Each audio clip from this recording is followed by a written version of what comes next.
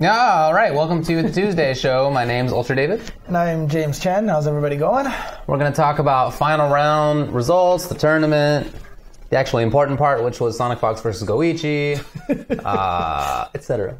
Okay. And we're also going to talk about Street Fighter 30th Anniversary Edition, which we both had a chance to play a little bit of. We're going to talk about Noctis. We're going to talk about Under Night. And whatever else. Yep. I don't know. All sorts of fighting games. Okay, let's start off with the final round. This past weekend, we were both there. Right. The start of pretty much the tournament season, final round.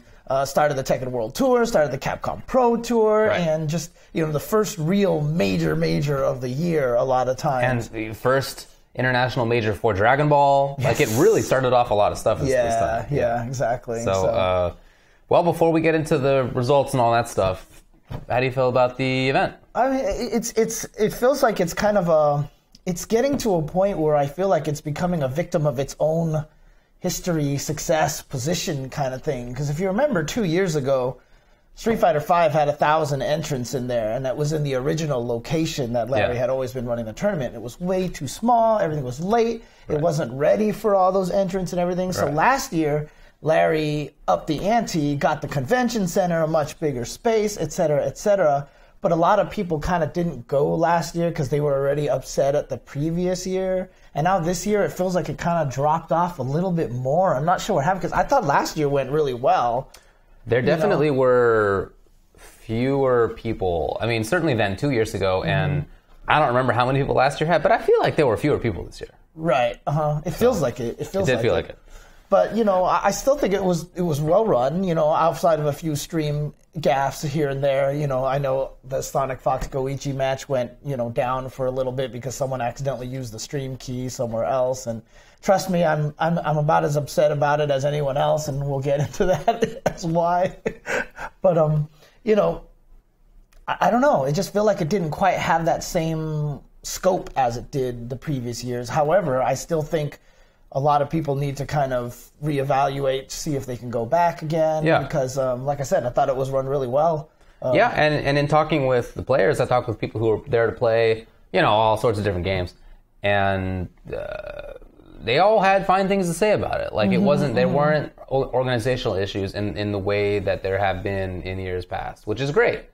And last year was, of course, better than the previous year. So hopefully this is like finally that time when Final Round has figured it out, and now people can come back and have good expectation that there will be well-run event. I mean, it's always been cool in a bunch of ways.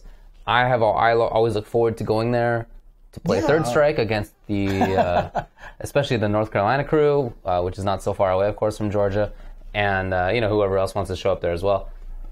And it's cool to see people in the Southeast because there's only a couple of times in the year that I get to see them. So what bummed me out is that they weren't there.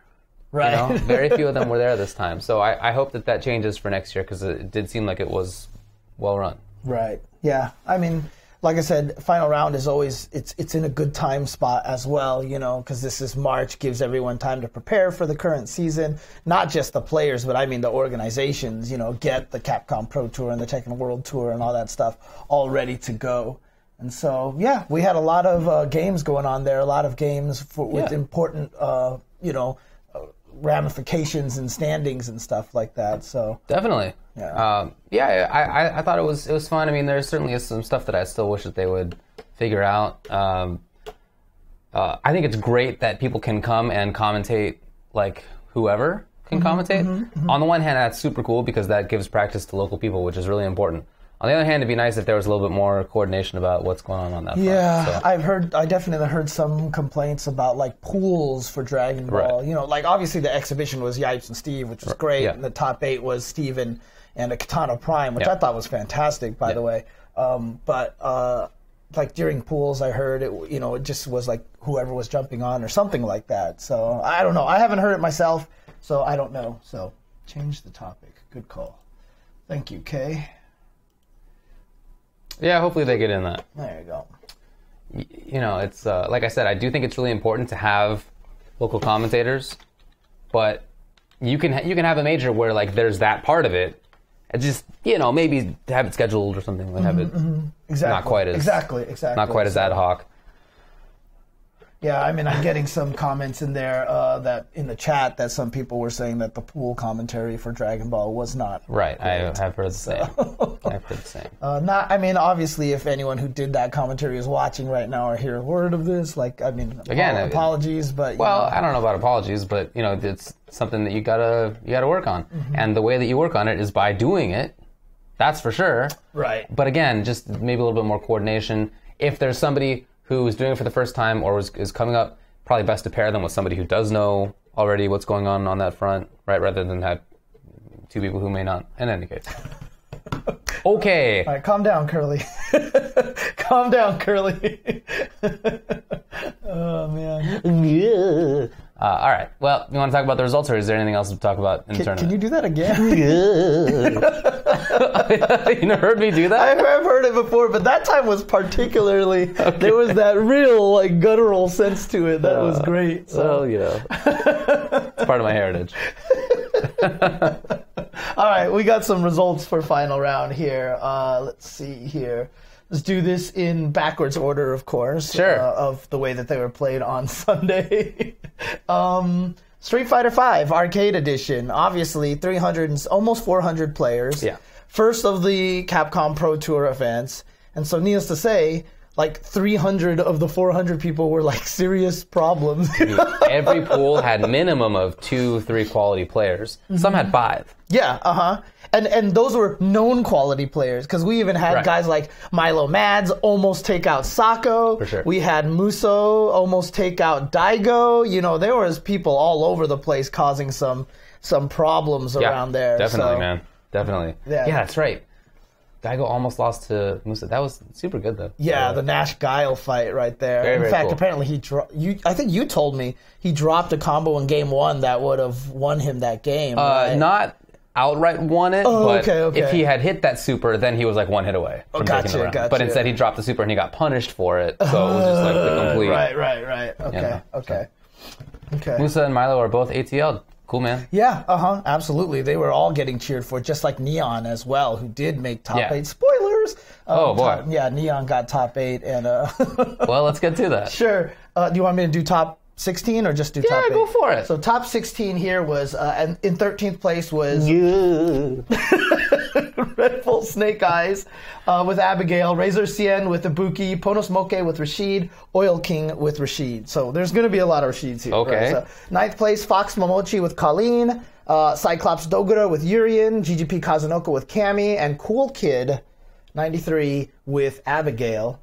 BXA Cool Kid, I should say. 7th place was Data Neon, as I said, the hometown hero who made it furthest, as well as FD Fujimura with Ibuki, of course, a.k.a. Yukadan. Mm-hmm. I'm just going to say that for like the first couple of months, and then we'll get past it. So 5th place, Liquid Nemo with Urien, and no longer Liquid Knuckle Dew with Guile. 4th place, Gachikun with Rashid. 3rd place, Fersen Verloren with Cammy. 2nd place, Echo Fox Tokido with Akuma. And 1st place, Panda Globals. Panda Global Infiltration. The reveal. With Minot and Jury. Well done to that reveal, by the way. You know what's so funny is he got up onto the grand final, the top 8 stage with like a monster t-shirt on, and then he got up just before the match was started. He already checked buttons. Just before it started, he got up and he looked at the crowd and he took off the shirt. And then he looked around for where the cameras were. And I could see him like trying to like pose to like, okay, where is it? Like, nice. Good stuff. All right. Anyway, shout out to Panda Global. That is that's about huge as signing, big a pickup as there could possibly be, honestly. Absolutely. But that's 2 in a row for Infiltration. Yeah. Evo Japan final round. I mean, like, that's 2 big ones to take right in a row with Minot mostly. Right. And even after the tournament, I saw him, and I was like, hey, Infiltration, are you back yet? And he was like, not yet. Wow. So he has yet. lofty expectations. So, still not back yet. Okay. I don't know, what do you think? Well, definitely he's back. Like, is he waiting until he wins Evo or Capcom Cup or something? I guess. I don't know. He's pretty clearly back. He looks awesome, and Minot is such a good character for him. She's a strong character, right? Obviously. But her weakness is made up by his biggest strength. Like, he has fantastic evasive moving, and an excellent defense. Like those are his two, in my view, biggest strengths. So he makes up for that character's weakness, and at the same time, he's excellent at using her, good zoning and offense, and execution requirements are fine, and all that stuff. So I feel like he's almost the perfect person to be playing that character. Yeah, I mean, because even when Nash, he wasn't really trying to play Street Fighter V as much as everyone. It was a lot of fireball zoning, get you to make mistakes. I feel like moving around constantly. Yeah, Minot really takes advantage of that. It's like the same thing, man. It's very, very well done. It's so weird how Season 1 Nash and Minot, Season 3 could be similar, but they really are. I think so. Like on paper, you look at them, they don't feel similar, but when you actually see what they're doing, and especially how Infiltration uses them. General game plan, I think is pretty similar. Very similar. Yes. Good job to Tokido, again, up there. Whenever there's been a big tournament, he's been in the top 8 minimum. Yeah. Grand finals, really, for almost all the important ones. This was, he just got second place recently in something else, didn't he? Or I can't remember now. Maybe Capcom Cup is what I'm thinking of. Yeah. In any case, I'm super stoked to see this kind of rivalry back. Because Season 1 started that way. First half of the year, it was like Tokido Infiltration. Yeah, that's right. They were doing the storyline, and then after that, they both just kind of fizzled a little bit. That's right. But Tokido made it back, obviously much quicker. Infiltration, not quite back yet, but he's back. Definitely. And it's cool. I'm glad to see that this rivalry is continuing. And glad to see that Tokido is having this consistency as well. Because one of the popular narratives of Street Fighter V is that it's random, it's too confusing, you can't be consistent with it. But to see Tokido continually doing this with a character who everyone says is good, but obviously is not the one that everyone's crying about, not the few characters that everyone's crying about, I think that's a great sign. He also continues to be almost the only person doing that with Akuma. Right. Other people are pretty good with Akuma, for sure. But if you look at, top 16, he's the only Akuma, and he's pretty typically the only Akuma in top 16. Yeah. Right? Obviously a good character, but he's the only one making it work like that. So, Verloren, I know you're high on. He continues to be good. I'm super excited for Verloren. I picked him to be a surprise winner of Final Round, the Dark Horse, last year at Final Round. He made top 8, so I was like, look at me. But this year, he got even further. Yeah. And I guess I was just 1 year too early, you know. So, but maybe 2 years too early. Yeah, I know, right? Because, to be fair, I really do think Cammy is better in this game. Not just in Season 3. In Season 3. Yeah. Largely because of the low jab throw. That's a small thing, but I think also because everybody else got normalized to Cammy. So she never had true throw loops, right? And now everybody is kind of in that position except for the 3 or 4 rare exceptions, right? But for the most part, everyone got kind of lowered down to where she is. And so I think some of the ways that you could kill Cammy before with the standard, like once you started getting into the throw loops, her 900 health was a real big problem because she couldn't take as many throws, etc., and she could die a lot faster. Sure, everybody died the same way, but because of the lower health, it was a problem for her. Now that's not going to be as big of a problem, in my opinion, and so I just think overall she got stronger. I hear you. Yeah. Gachikun still doing well. I guess he hasn't been picked up by a team. That's probably coming soon, I guess. Nemo is still pretty good at fighting games. I mean, it was almost kind of... So is Knuckle-Doo. Like, it was kind of scary because he got sent to losers kind of early, and everyone's like, see, this is what happens when you put a jersey on him instead of, like, the nice dress shirts and stuff, so... That's really cool, and very, very cool to see Knuckle-Doo up there as well. Also consistent for him. Fujimura, Yukadon won a couple of majors last year. No big surprise he makes top 8 here, but very, very cool to see Neon in 7th place. That's awesome. He's second highest U.S. player. Yeah, exactly. Yeah, 5th and 7th are where we ended up. He's been pretty good, but this is, top 8 at Final Round is pretty impressive. It's interesting because I still remember both of them doing super well at Red Bull Battlegrounds. That is Neon and Nephew, the two Colleen players. They did really good at Red Bull Battlegrounds, and now Nephew has just recently won Winter Brawl and Neon's top 8 at one of the most stacked tournaments ever. In fact, I think it was One Frame Link or SRK Ranking. One of those guys listed, and I think it was SRK Rankings, who showed that this might have been, in terms of seeding on SRK Rankings, one of the most stacked tournaments of all time. Because he was literally 40-some of the top 50 players were there. It was really stacked. Yeah. Wow. Really, really stacked. Okay. So. Well, that's the top 8, and then Momochi just outside of it, Dogura, same, Kazunoko the same, not big surprises. But I'm really happy that Cool Kid gets 9th. Yeah. That is awesome. And to do that, he beat just like an incredible list. I don't remember it all offhand, but he double Jeopardy'd Luffy. He beat... Look, just go man. find Kami's tweet. Yeah. Kami's tweet, he was like, Abigail, these guys lost to Abigail, and listed a bunch of names, Yeah. and like 6 out of 10 of them were Cool Kid. Yeah. I mean, I don't want to see the list of people who lost to Kami in this tournament. Oh, Let's my just put God. it that way. So Yeah. Very awesome for Cool Kid. He's a really good player, and I hope that continues to improve for him. Snake Eyes also did pretty good work with Abigail, but there's no Abigail in the top 8. Exactly. And some people in the chat are asking about Punk. He tied for 17th place. But, I mean, that's also with Fudo and Goichi and Phenom and Human Bomb and Punko and apparently Game Review versus Oil King, according to my list here. Yeah, okay. But Itabashi at 25th, MOV at 25th. Right, it was stacked. It was a hard tournament. Yeah, Storm Kubo so Itabashi, Storm Kubo, 2 of the strongest Abigails, tied for 25th. Yeah. So there you go. No, look, Abigail, everybody's talking about him. He's very good, of course, but he's not some free and easy kind of character. I feel like he's gonna get pretty tough to play. Like not super tough, but in the same way that people eventually learn how to play against any matchup.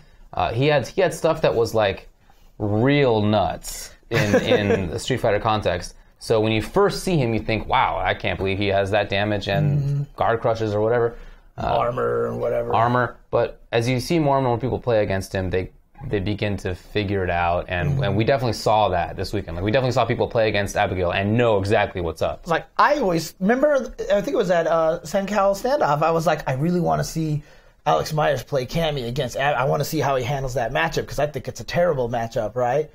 Verloren smoked Storm Kubo. Like he just 3-0'd him in like the fastest manner possible. So it's definitely possible to beat this character. You just really have to study it. I need to go back and watch and see exactly what he did and steal it. And it's probably just, be as good as Verloren, which is part of it, I'm sure. No, so I thought it was a really good tournament. There was a lot of cool stuff. And also, just before we stop talking about Street Fighter, I love the Grand Final.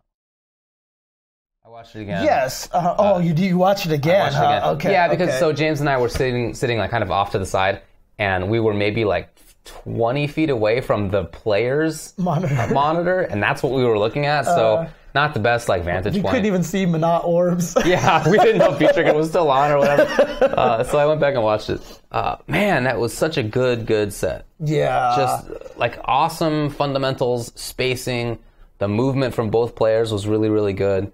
I loved it. It was great. I feel like, a lot of people, have started complaining about Manat, like, oh, this character's so boring, it's cheap or whatever like that. I mean, honestly, player. She's the least played character in Street Fighter V on ZFN right now for a reason, because she is, in my opinion, one of the hardest characters to use.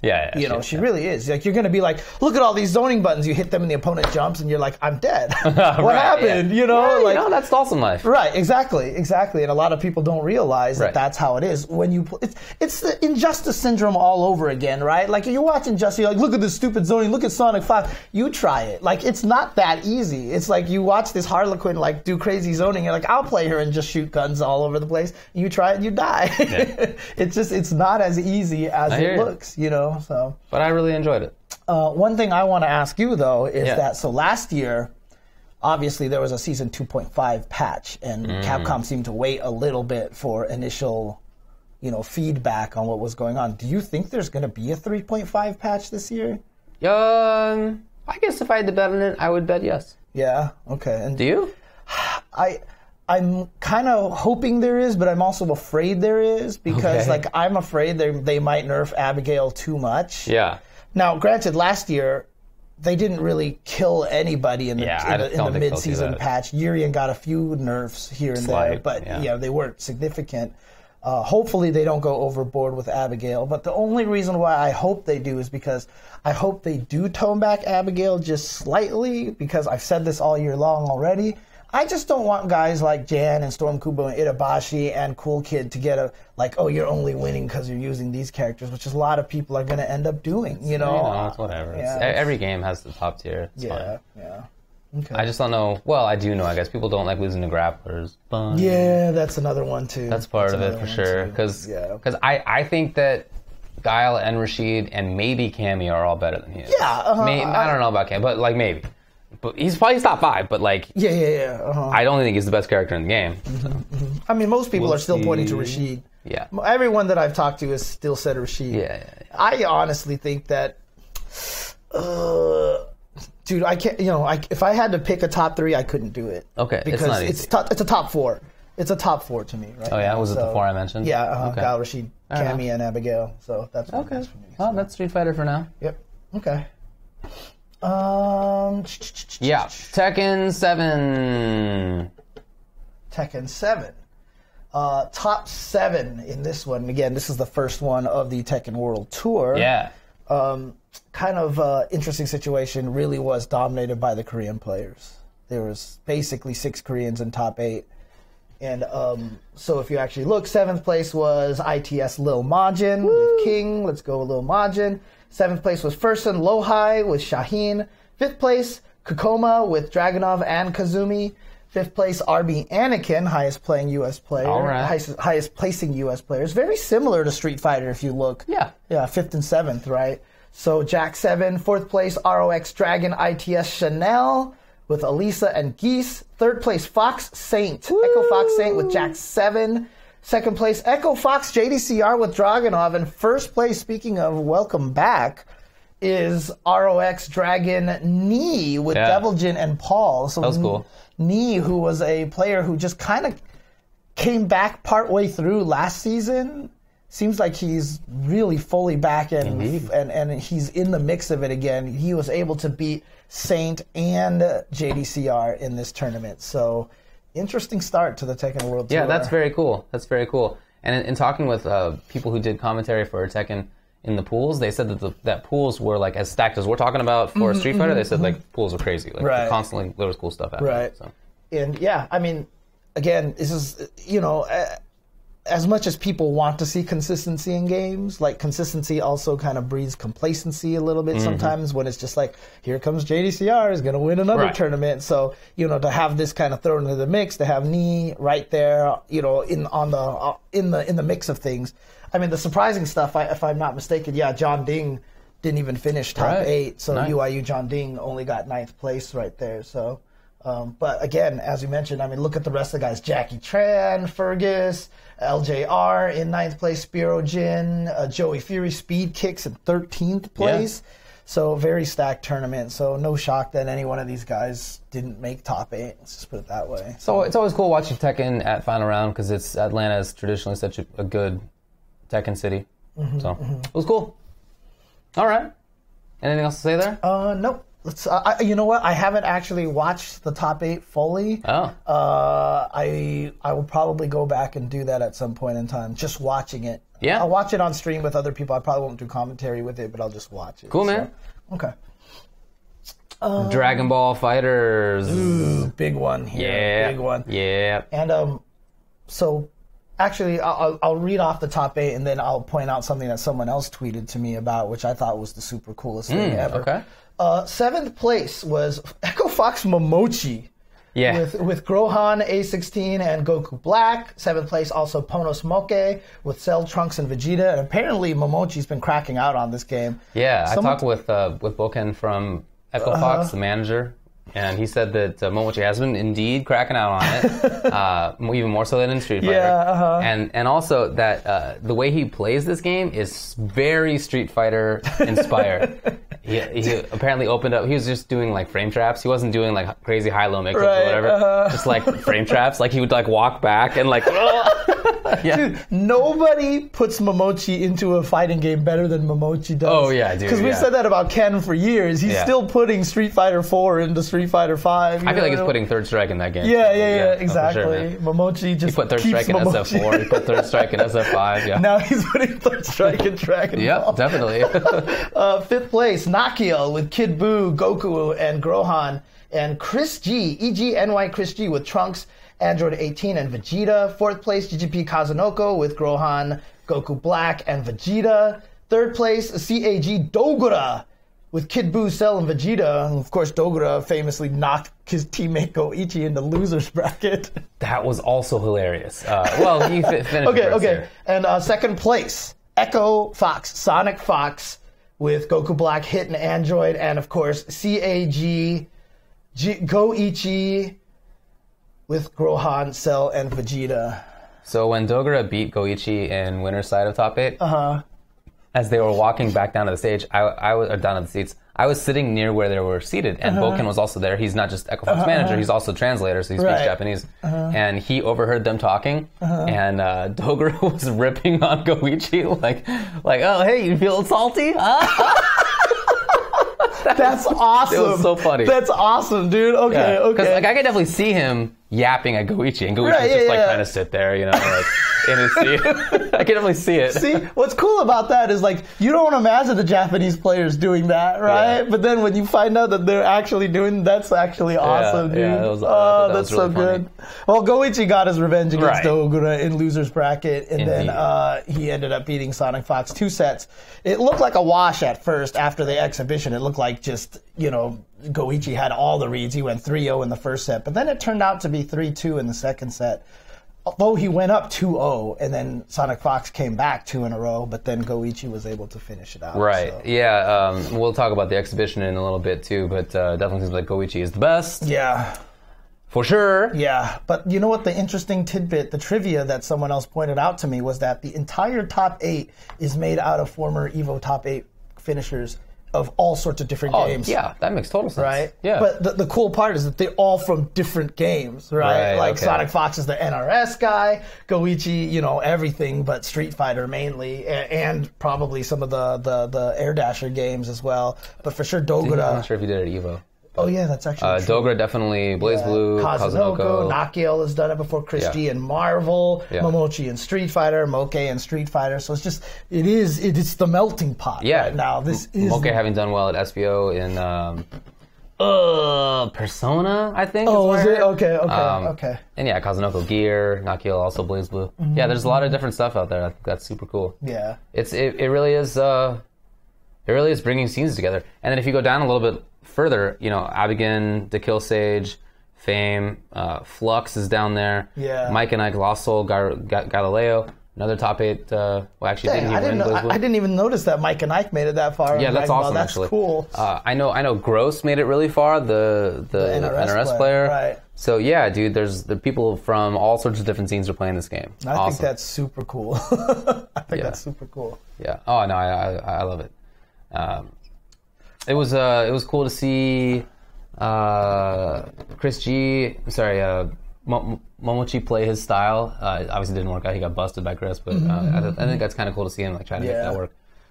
Sonic Fox had some sick comebacks, although mostly got steamed.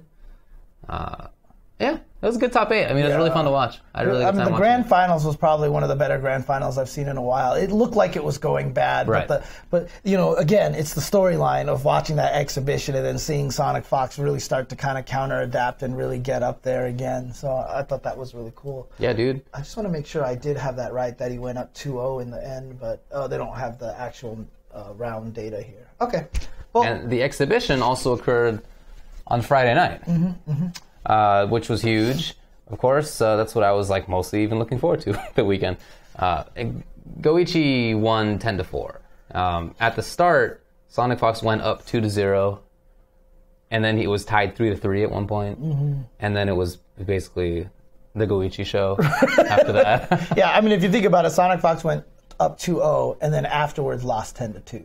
That's really how you want to look at it a little bit. Right. So, yeah, because as it went on, Goichi's defense just tightened up more and more.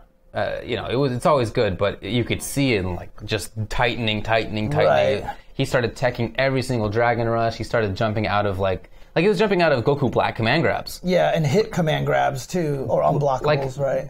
Well, whatever. But Goku Black's beam or command grab has very similar startup. So you're just making the call. You're not reacting to it.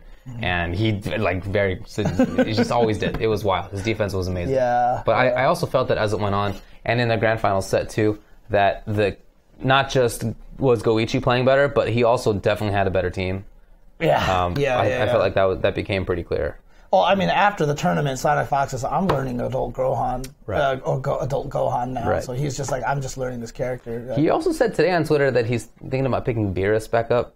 It's a character he really likes, but didn't think he could make work, which is also my conclusion, and also Alioun's conclusion. Like, we all think he's super cool, but just I don't know how to make him work. Right. So we'll see what he can get out of that. Yeah. But I don't know which of his characters he would drop for adult Gohan. I can't imagine he would drop 16.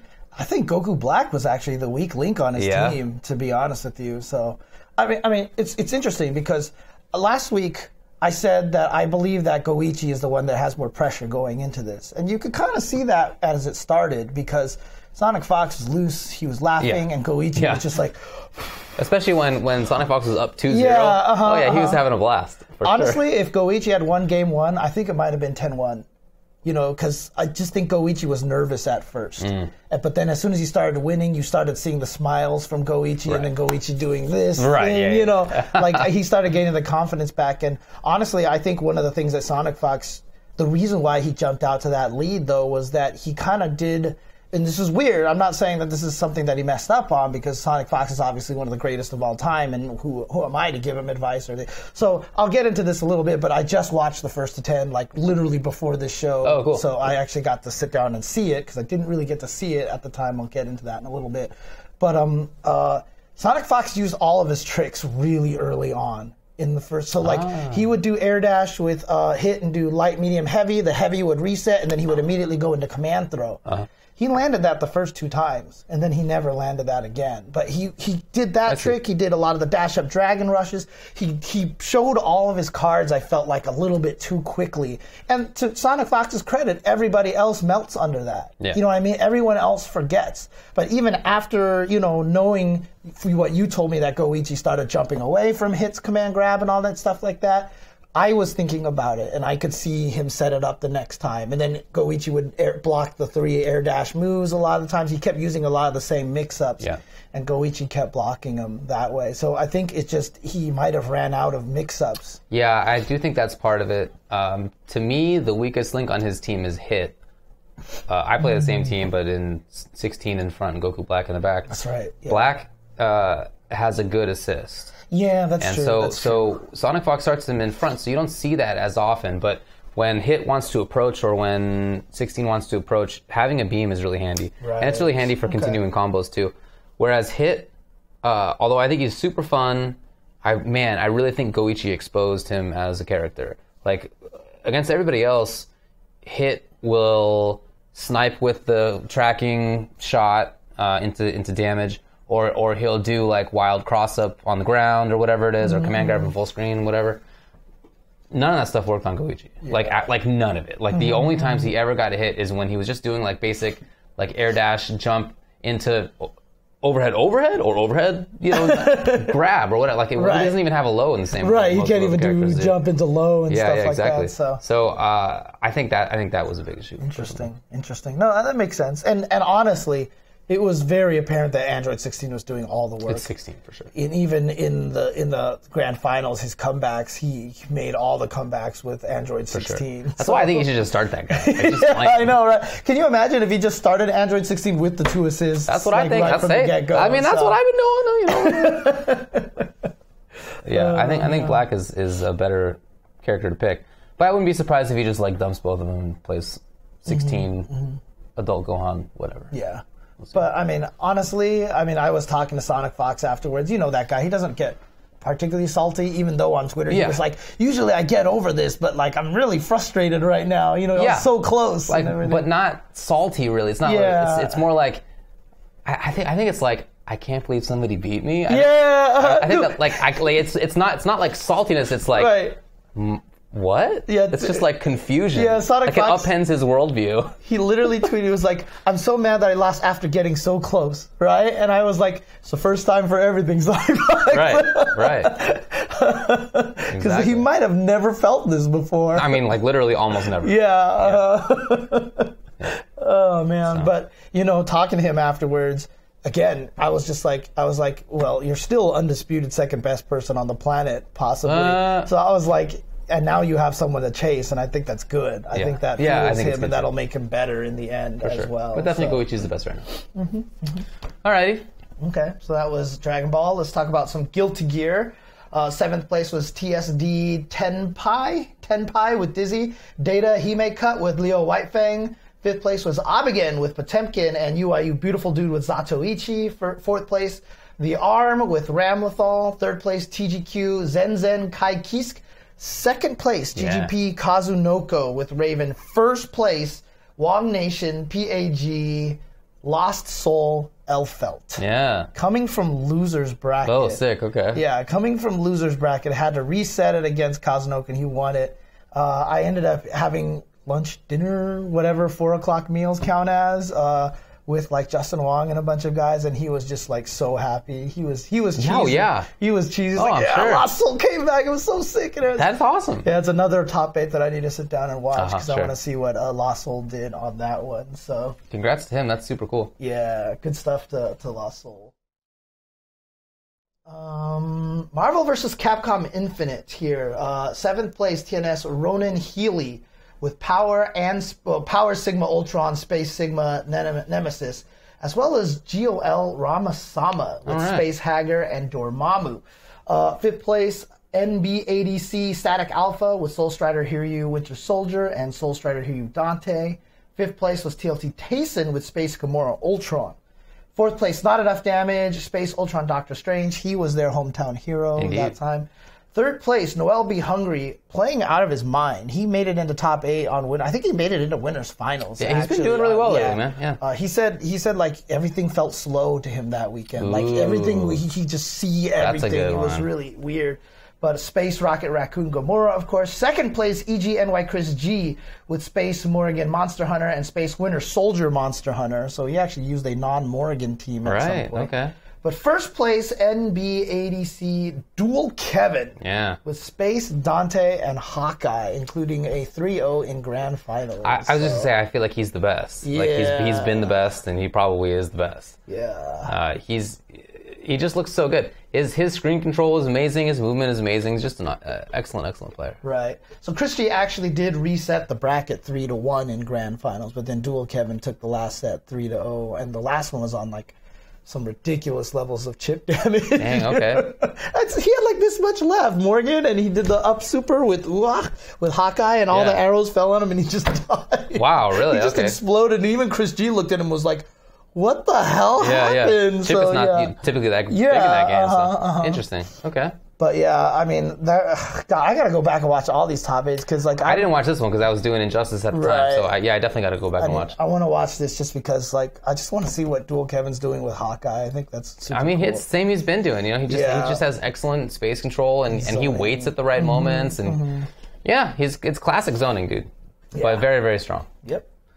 Very cool, very cool. Injustice, 7th place, CLN Deoxys with Deoxys 243. Yeah, so he actually could not make it on Sunday, unfortunately. He qualified on Saturday and then had some family issue. Not exactly sure. Hopefully things are all right.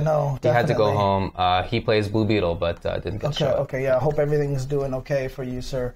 Buffalo as well with Sub-Zero, huh? Mm-hmm. Okay, all right. Is Sub-Zero, I thought he was kind of weak, isn't he? Well, that's what people thought at the start, but maybe not bad. Okay. Decent? Okay, cool. Winnable, obviously top 8able. Yeah. Okay.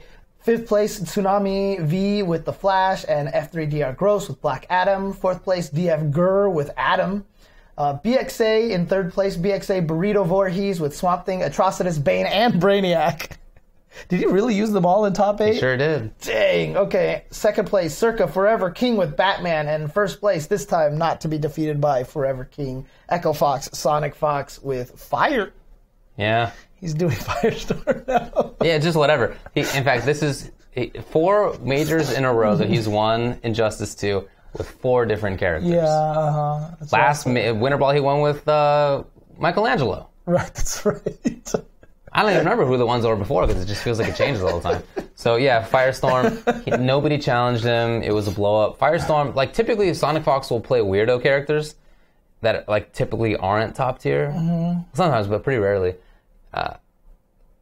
Firestorm's definitely top tier. Yeah. He's top tier. And so there's the top tier character plus Sonic Fox is just, right. That's it. Sonic Fox at this point, he's just like, roll the dice and I'll pick this random select and I'll just beat you at this point in time, almost. Dude. Forever King did well, of course. Burrito Voorhees is his brother, Forever King's brother, previously known as Forever King Jr. Yeah, I was about to say, that was Forever King Jr., right? He didn't like being called Forever King Jr. Oh, for obvious reasons. For obvious reasons. So he went with Burrito Voorhees. He used to use Jason, right? So I asked him why. He said, I like burritos and I like Jason. It's absolutely the worst name I've ever heard of in the scene. I've never heard of a worse name. I've heard of names that I think are unremarkable. I think that happens all the time. Mm-hmm. It's just like whatever personal stories in there. But it's like you've also actually heard, the worst. Like you've heard like Fart Boner, which is trolly, but there's nothing trolly about this. No, right? it's not even funny. It's just it's just horrible. Just absolutely the worst. It's not. He started it last year, like maybe early last year or so. I'll help him out. I'll see if I can come up with a good Jason Voorhees burrito pun for him. Believe me, people have been trying to help him out. He's just he likes burritos and he likes Jason, so I like plenty of two things combinations, right. but I don't play as ass and like math, right? Thai food cell phone. That's not what I do. All right, you found your next. That's username. my name. You found your next username for a trolley account right there. Man, Thai food cell phone. Actually, that's genius. I gotta remember. Oh man, that's awesome. He played mostly Swamp Thing with occasional counterpicks. Swamp Thing is his main, and I think that character is really good. You know that, but unfortunately, he dies badly to Forever King's Batman. So had to switch. Okay, gotcha. And probably also just. Maybe a standard younger brother versus older brother problem. I do think that's part of it. Yeah. So, Gur, even though I beat my older brother. Wow. All right. Gur is probably like the fastest rising player in NRS. He got second or third at the South by Southwest thing. He got like same at Winter Brawl and. By the way, which doing was with Adam, awesome. The South by Southwest thing, which was literally just the day before final round. Yeah. I mean, Rip, he basically got 2 hours of sleep that whole weekend because he did the South by Southwest thing, flew straight to final round, and then did the Tekken stuff. So, Pokken Tournament DX, 7th place Ouroboros with Gardevoir, ZBJDA7 with Pikachu. INC Roxo the Savage with Garchomp. 5th place also Bulomar with Decidueye and Aegis Slash. 4th place Scats with Charizard. 3rd place Char with Charizard. 2nd place Thankswalot with Sceptile and Chandelure. And 1st place BXA Twixie with Aegis Slash. Cool. Yeah, obviously you were commentating, so you didn't get to see any of this. That was during Injustice, yeah. Yeah, and unfortunately, it's probably the fighting game that I just know nothing about, and it makes me really sad. It's but one of the better ones. I never sat down to actually learn to play this. So, DOA, last round, 4th place Destructive with Rig, SRM Hoodless with Rig, Zack, Ein, and Pi. 2nd place UGS Black Moon Rising X with Leifang. 5th place Crazy Steady with Leifang and Helena. And then plays Blue Central Fiction. Top 4, Elion with Jubei, The Arm with Rachel, Fame 96 with Susano, and Ponos Galileo with Lychee. I didn't even know Galileo was here. Yeah, he got, 9th at Dragon Ball, something like that. Oh, did he? Oh, 13th. Okay. Did I miss that? Two. Okay, I guess I missed that. Yeah, he got 13th. Galileo. Super Turbo, 4th place, GE Happy Medicine with Chun-Li. 3rd place could be a setup with Ken Blanca Ryu. 2nd place, ST Revival Atari with Guile. 1st place, Comeback 386 with Balrog. And that was the Tournament of Legends qualifier, right? Yes. I talked to Atari. He's very, very sad. I talked with him, too, afterward. He was very, because he was just like, you wanted to be on the poster. Oh, I'm just going to say the same thing I said about Winter Balls. I should have entered this tournament. Dang! You think you would have won? I would have came very close. Well, you wouldn't have, because there would have been a Honda in your way. Okay, fair enough. Yeah. Been the old roadblock. I would have conceded that one. I would have had to try my Ken counter pick, which is not always the greatest thing there. Would have been the Zangief in your way. 3rd strike. Fourth place, Comeback as well here. 386 with Chun-Li. Third place, Cookie with Elena, Chun-Li. Second place, EG New York Chris G with Yang, Necro, Makoto, Ryuken, and Chun-Li. Whatever. And first place, Echo Fox, Justin Wong with Chun-Li. God, it was all Chun-Li's. Jeez. That's pretty wild. It's pretty unusual. Yeah. Very, obviously, the best character, but dang. And then Alpha 2 was also played there. Okay. Yeah, because I know Shin Blanca I think he wanted to play a tournament and body a bunch of people. And also, I think he wanted to blow up Big E, but I don't know if Big E played it in or not. Oh, wow, okay. But fourth place, PAG Virgo with Birdie. Third place, Cookie with Rose. Second place, final round, Shin Blanca. Nice. With M. Bison and Ash. But first place was Echo Fox, Justin Wong with Rose. Yeah, you know. Oh, man. That's really cool, though, that Larry got second place. Yeah, impressive.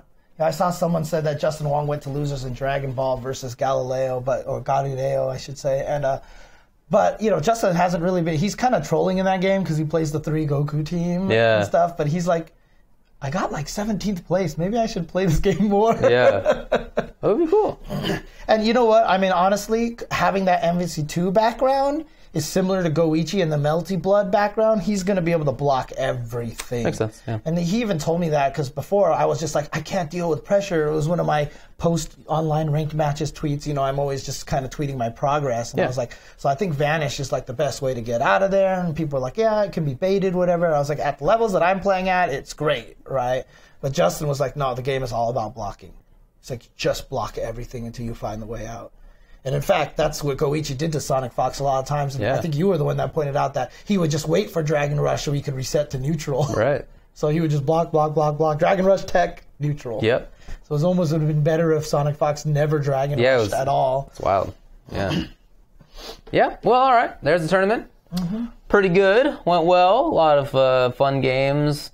Oh, yeah. I think that what I enjoyed the most was seeing how Dragon Ball went. Not just in the exhibition, but also in the tournament itself. Mm-hmm. It's really interesting to see where the game is. Now that we've had a big major, people are reevaluating where they feel the characters lie. Mm-hmm. We've all known that Adult Gohan is one of the best characters, but now he seems like maybe he's the best character.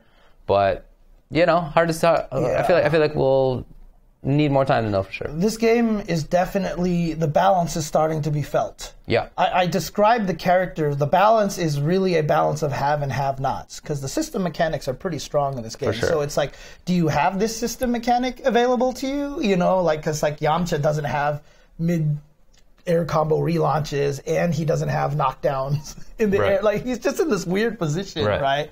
So he's kind of in a weird situation. And like Ginyu, I was trying to use Ginyu for a while. If he doesn't get a true launcher, he can't finish an air combo into a super. He just can't. Like, there's literally no way to do it. Not even if you tag into your friend super, it just doesn't work. So there's really a haves and have-nots kind of thing. And so I don't know. Like, I'm curious if they're going to try to balance it more, because it is kind of balanced by lore a little bit. Like, Cell just has everything because, as everyone's going to type in the chat, he's perfect, right? So that's the meme, I guess, with Cell.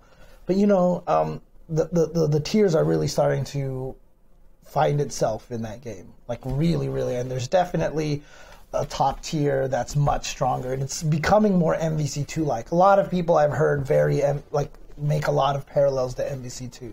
Like, these are the teams. And it's going to be these five characters and a mix of these 5 characters that are going to make the top, the top tier, basically. So. Okay. Well, it was really interesting to see how the top players played Vegeta, because he's played as a system mechanics character. Like, there's almost nothing he does that is unique to him. He's just like air dashing and going low sometimes, and that's. Yeah. He'll occasionally do Cold Star from across the screen and then vanish after it, but like that's it. Like, there's nothing else there, and that's enough to make him like reasonable. Viable. Yeah, no, the only thing that he has is the uppercut. That's the only extra thing, because I think it's only him and A Gohan who have a true, real uppercut, right? And of course, Goichi uses both of them, but like there was a couple of times that he caught Sonic Fox, Goichi did with Vegeta, because he did Dragon Rush, and against an airborne opponent, that's usually because there's no 2Hs to counter it, so usually you kind of have to respect that a little bit. But he uppercutted into Vanish a bunch of times and stuff like that. So the uppercut was definitely the only Vegeta-specific thing that he was really doing well with Vegeta. But outside of that, yeah, everything else was just, I'm just going to beat you by playing the game. Right, the game, yeah. No, definitely he's better than Psylocke. Oh, Teen Gohan sure, has a DP as well. Okay. Anyway, we'll see how it goes. Okay. But yeah, all right. It was final round. Very cool event. Had a lot of fun there. Also, one of the other things that was at final round was that Capcom brought Street Fighter 30th Anniversary Edition over there. And previous to it being at final round, a video had just come out on the PlayStation blog, and the speeds were all messed up. Right. Like, everything looked super fast, and then everybody was like, well, so much for Arcade Perfect, screw this game kind of thing. Capcom can't do anything right. And so when I went to final round, I was like, all right, we're going to investigate this. Yeah. I'm going to test every damn thing I can humanly test. I'm going to talk with the guys over there. And I recorded a bunch of videos, and I tested as many glitches as I could. And my takeaway right now is, it feels pretty damn arcade perfect right now. Yeah, man, I had the same exact reaction. I felt like Third Strike felt like Third Strike, and it feels like arcade speed Third Strike because it's way easier to hit confirm. Yeah. Arcade was slower than like the PlayStation version and stuff. Oh, so. Is it really? Yeah, I didn't know. Okay, okay. So it's partly why people wanted to keep playing the arcade version. Like people in SoCal didn't want to play PlayStation or whatever. Because they felt like they couldn't hit confirm anymore, or not as easily anyway. But that's definitely there. You can definitely do that. And Super Turbo felt like Super Turbo. Yeah. It really did. I didn't play any of the other games. Yeah. So I don't know. But those two definitely felt similar. Yeah, I was messing with a lot of the different games. But, I mean, one of the reasons why, personally, I have a lot of faith in this game is really because the same guys who did the Mega Man Retro Collections did this one, Digital Eclipse, I believe it is. And one of the guys who works for that is a dude named Frank Cafaldi. I talked about him on the stream before. He's a guy that I really, really like what he talks about. He's really interested in the archival and preservation of games. In fact, I've talked about this before, but his goal is not to emulate games on a platform. His goal is not to make these games so that they only work on that platform. Basically, he builds a giant shell, puts the game inside the shell, and he adapts the shell to the platform. So they'll code the shell to the Xbox One. He'll code the shell to the PlayStation 4 hardware and all that stuff like that. But once you get there, that layer then takes everything and does so that no matter what, you can port it to another system like that. You don't have to worry about finding new bugs because it's only the shell that you have to make it fit into. And so that makes me excited about the game. I have a lot of faith in that, and especially after this weekend.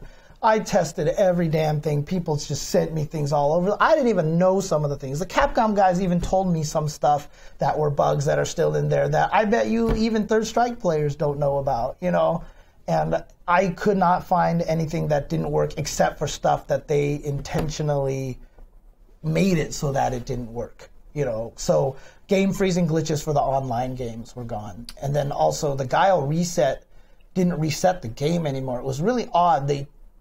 I don't know how they did this or what they did, but it just became another handcuffs. Because before, you would just go boom, and the game was gone. But now he starts to throw just like the handcuffs, and then the guy gets stuck in there.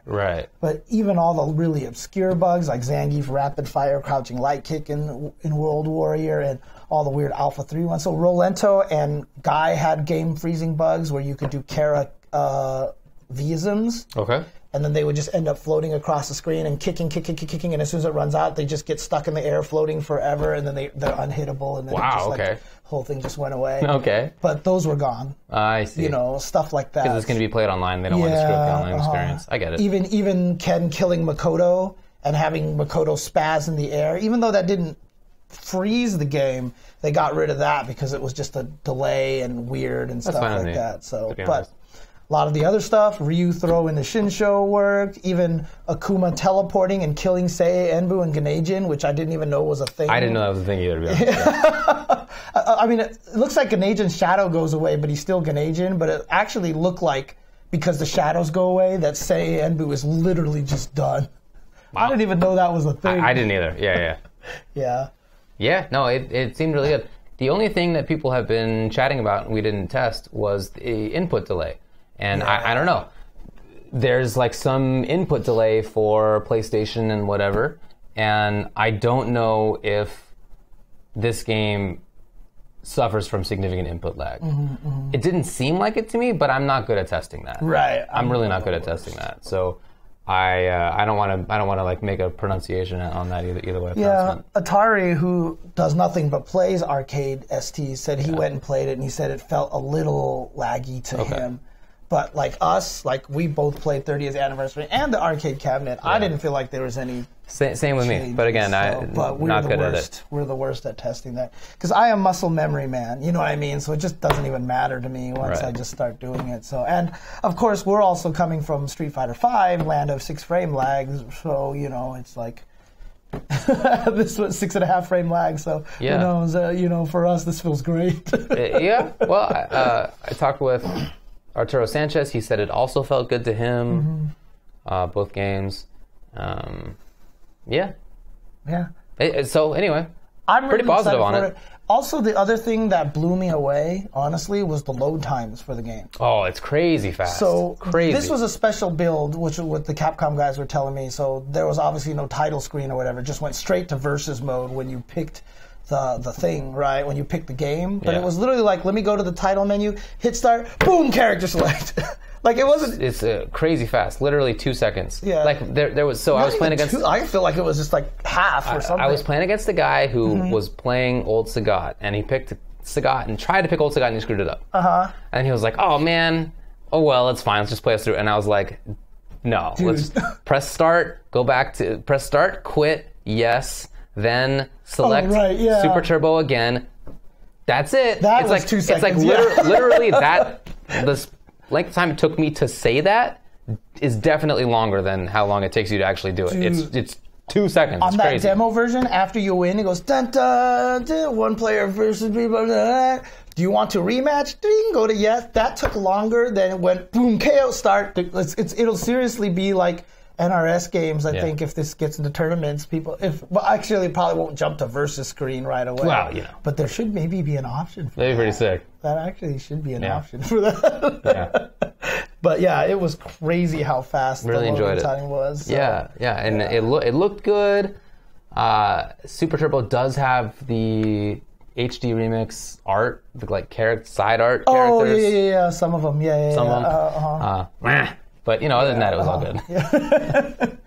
But yeah, no, I'm looking forward to this. I'm super excited for this, and you know, I just kind of want to do a retrospective on all the games. So hopefully, when it comes out, I'm just going to be like, look, here's what this game was like. This is what this game was like, and kind of talk about the history and all that stuff like that. I'm excited. That sounds great. Oh yeah, and by the way, just to clarify, I did talk to the Capcom reps. You know, full disclosure, it was Kim, who I've been friends with for like over 10 years, so we know each other really well and everything like that. But he did confirm to me that there will be a training mode and a versus mode. Ooh. So any fears that it wasn't going to have a training mode, apparently the version that Press played, including Maximilian, was just a version where it wasn't implemented yet. But there will be a versus, there will be a training mode, so no worries about that. Which means my airplane rides are going to be training mode heaven on the Nintendo Switch. Oh yes. And you're going to do it on the laptop, right? So. Yeah, I guess. Yeah, I'll have to look into which one to do. That's good. That's a good question. One of those two. Yeah. Yep. Kim 1 2 3 4. That is correct. So. I just got a Brooks Ultimate Fighting Board PCB that works on the Switch. So. Nice. I didn't know that those worked on Switches. It works on everything, man. It's crazy, including Switch. Yeah. Okay. There you go. So that's Street Fighter's 30th. Want to take a quick break? Sure, let's take a break. All right, we'll take a break. We'll be right back with some Noctis, some Unio EXE latest, and then just regular old fighting game news. Be right back, guys.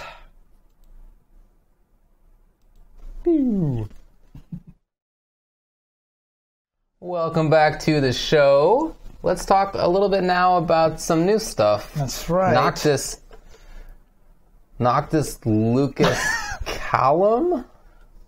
Something like that. I'll let you go with that. Or maybe they have a soft C on one of those. I don't know. They do pronounce it like in the game or something like that. So I just don't remember how it sounded, to be honest with you. So, but But yeah. Anyway, he's out on Tekken now. There is a couple of tournament matches. You want to wait till FGC News before we talk about those, like the South by Southwest? Oh, do you want to do that first? Sure. Canada. So I have one thing here from Canada East Championships. Apparently took place this past weekend as well. Had a bunch of games over there. So see here. This was... Oh, it wasn't this past weekend. It was right before that, because I know Justin and a bunch of guys were there as well. Like, they were there, and then they came over. So I can't remember when this took place exactly, but I'm pretty sure we haven't talked about the results at all of this at all. I don't think so. But in Dragon Ball FighterZ, for example, 7th place was Justin Wong with Goku, and SDTX Van Win with Android 21, SSGSS Goku and Android 16. 5th place was Vikir with Android 18, Yamcha and Tien. 5th place was Kane Blue River with Android 16, Goku Black and Super Saiyan Vegeta. 4th place was STDX Rebello with SSGSS Goku / Vegeta and Goku Black. Blue. Blue. Okay. Blue Yes. Okay, fine. That's good. 3rd place, 1-Up Peppery Splash with Goku Black, Hit and Cell. 2nd place, Teemo with Cell, Goku Black, and Vegeta. 1st place, TTT Ryan Ken with Android 16, Trunks, and Goku. There's no Goku adult Grohan in there at all. Yeah, there's no adult Grohan. Yeah. Interesting. Okay. That's what someone told me on Twitter to call him. What, Grohan? Yeah, no, yeah. It's cool. It's good. It's a good one. It's a good one. SF5 Arcade Edition. 7th place was Brutus with Abigail and Zangief. 7th place was BFGC K-Money with Dulcim. 5th place Ghost K-Brad with Rashid. 5th place Sabor with Urian. 4th place TTT Shane Walker, Dulcim. 3rd place Flash, Abigail, Urian, Vega. 2nd place Vast End with Vega and Urian. 1st place Echo Fox, Justin Wong with Manat. Oh, dang. Right. And, he's actually said that, Sakawa said he really wants to play Dragon Ball. He's just too busy learning Manat stuff. Okay. And Justin actually said it's the same reason why he hasn't been playing Dragon Ball, is that he's been going hard on Manat. And so we may see some more Manat coming out of Justin. And I think that might work well for him, that MVC2 keep-away style. That's cool, dude. Tekken 7, 4th place, BFGC Cha-Cha with Eddie and Jack 7. 3rd place, TTT Neo Wrestle with Kazumi. 2nd place, Mishimized, or Mishimzed. Mishimzed. I think you were right the first time. No, it's Mishimzed. Unless it's a typo. Could be a typo. That just seems like it's not the right name. Right. I agree with you, actually. Kazuya, King Hayachi, Geese and Devil Jin. 1st place, ITS Mac with Jack 7, Dragonov, Eddie, and Bob. Super Turbo was played up there. 3rd place, MPTC Unessential Chun-Li. 3rd place, Echo Fox, Justin Wong with Old Sagat. 2nd place, JEDO7 with M. Bison. 1st place, Dogberry with Old Sagat and Ken.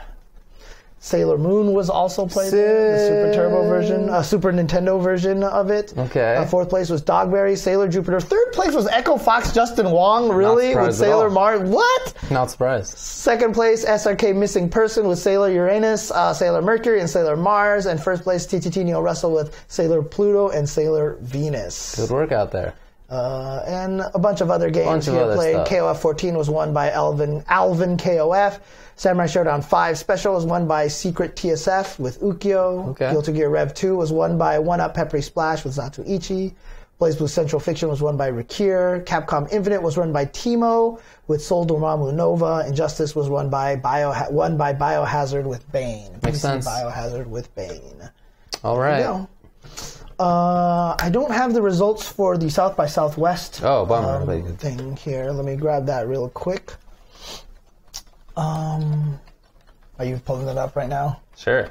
Okay. Injustice 2 2018. See no result. Oh, here we go. Results. All right, I got him here. Cool. All right.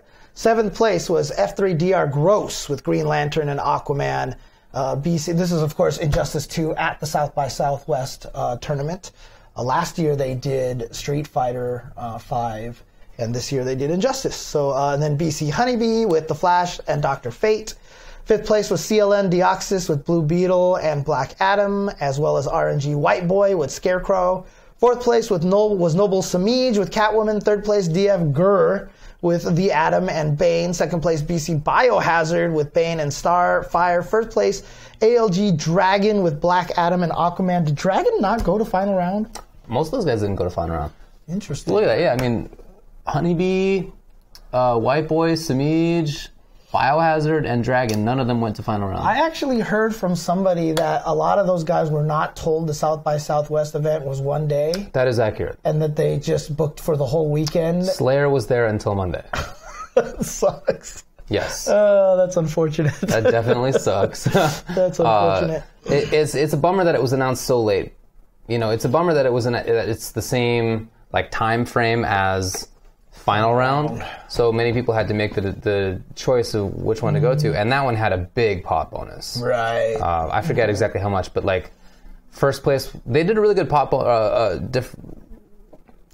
Spread. Okay. First place I think was 6,000. Second place was like 4,000, and nice. eighth place was I think like 1,000 still. Like it was like really well done. That's good. For sure. I'm happy about that. Definitely, yeah. They did a really good job.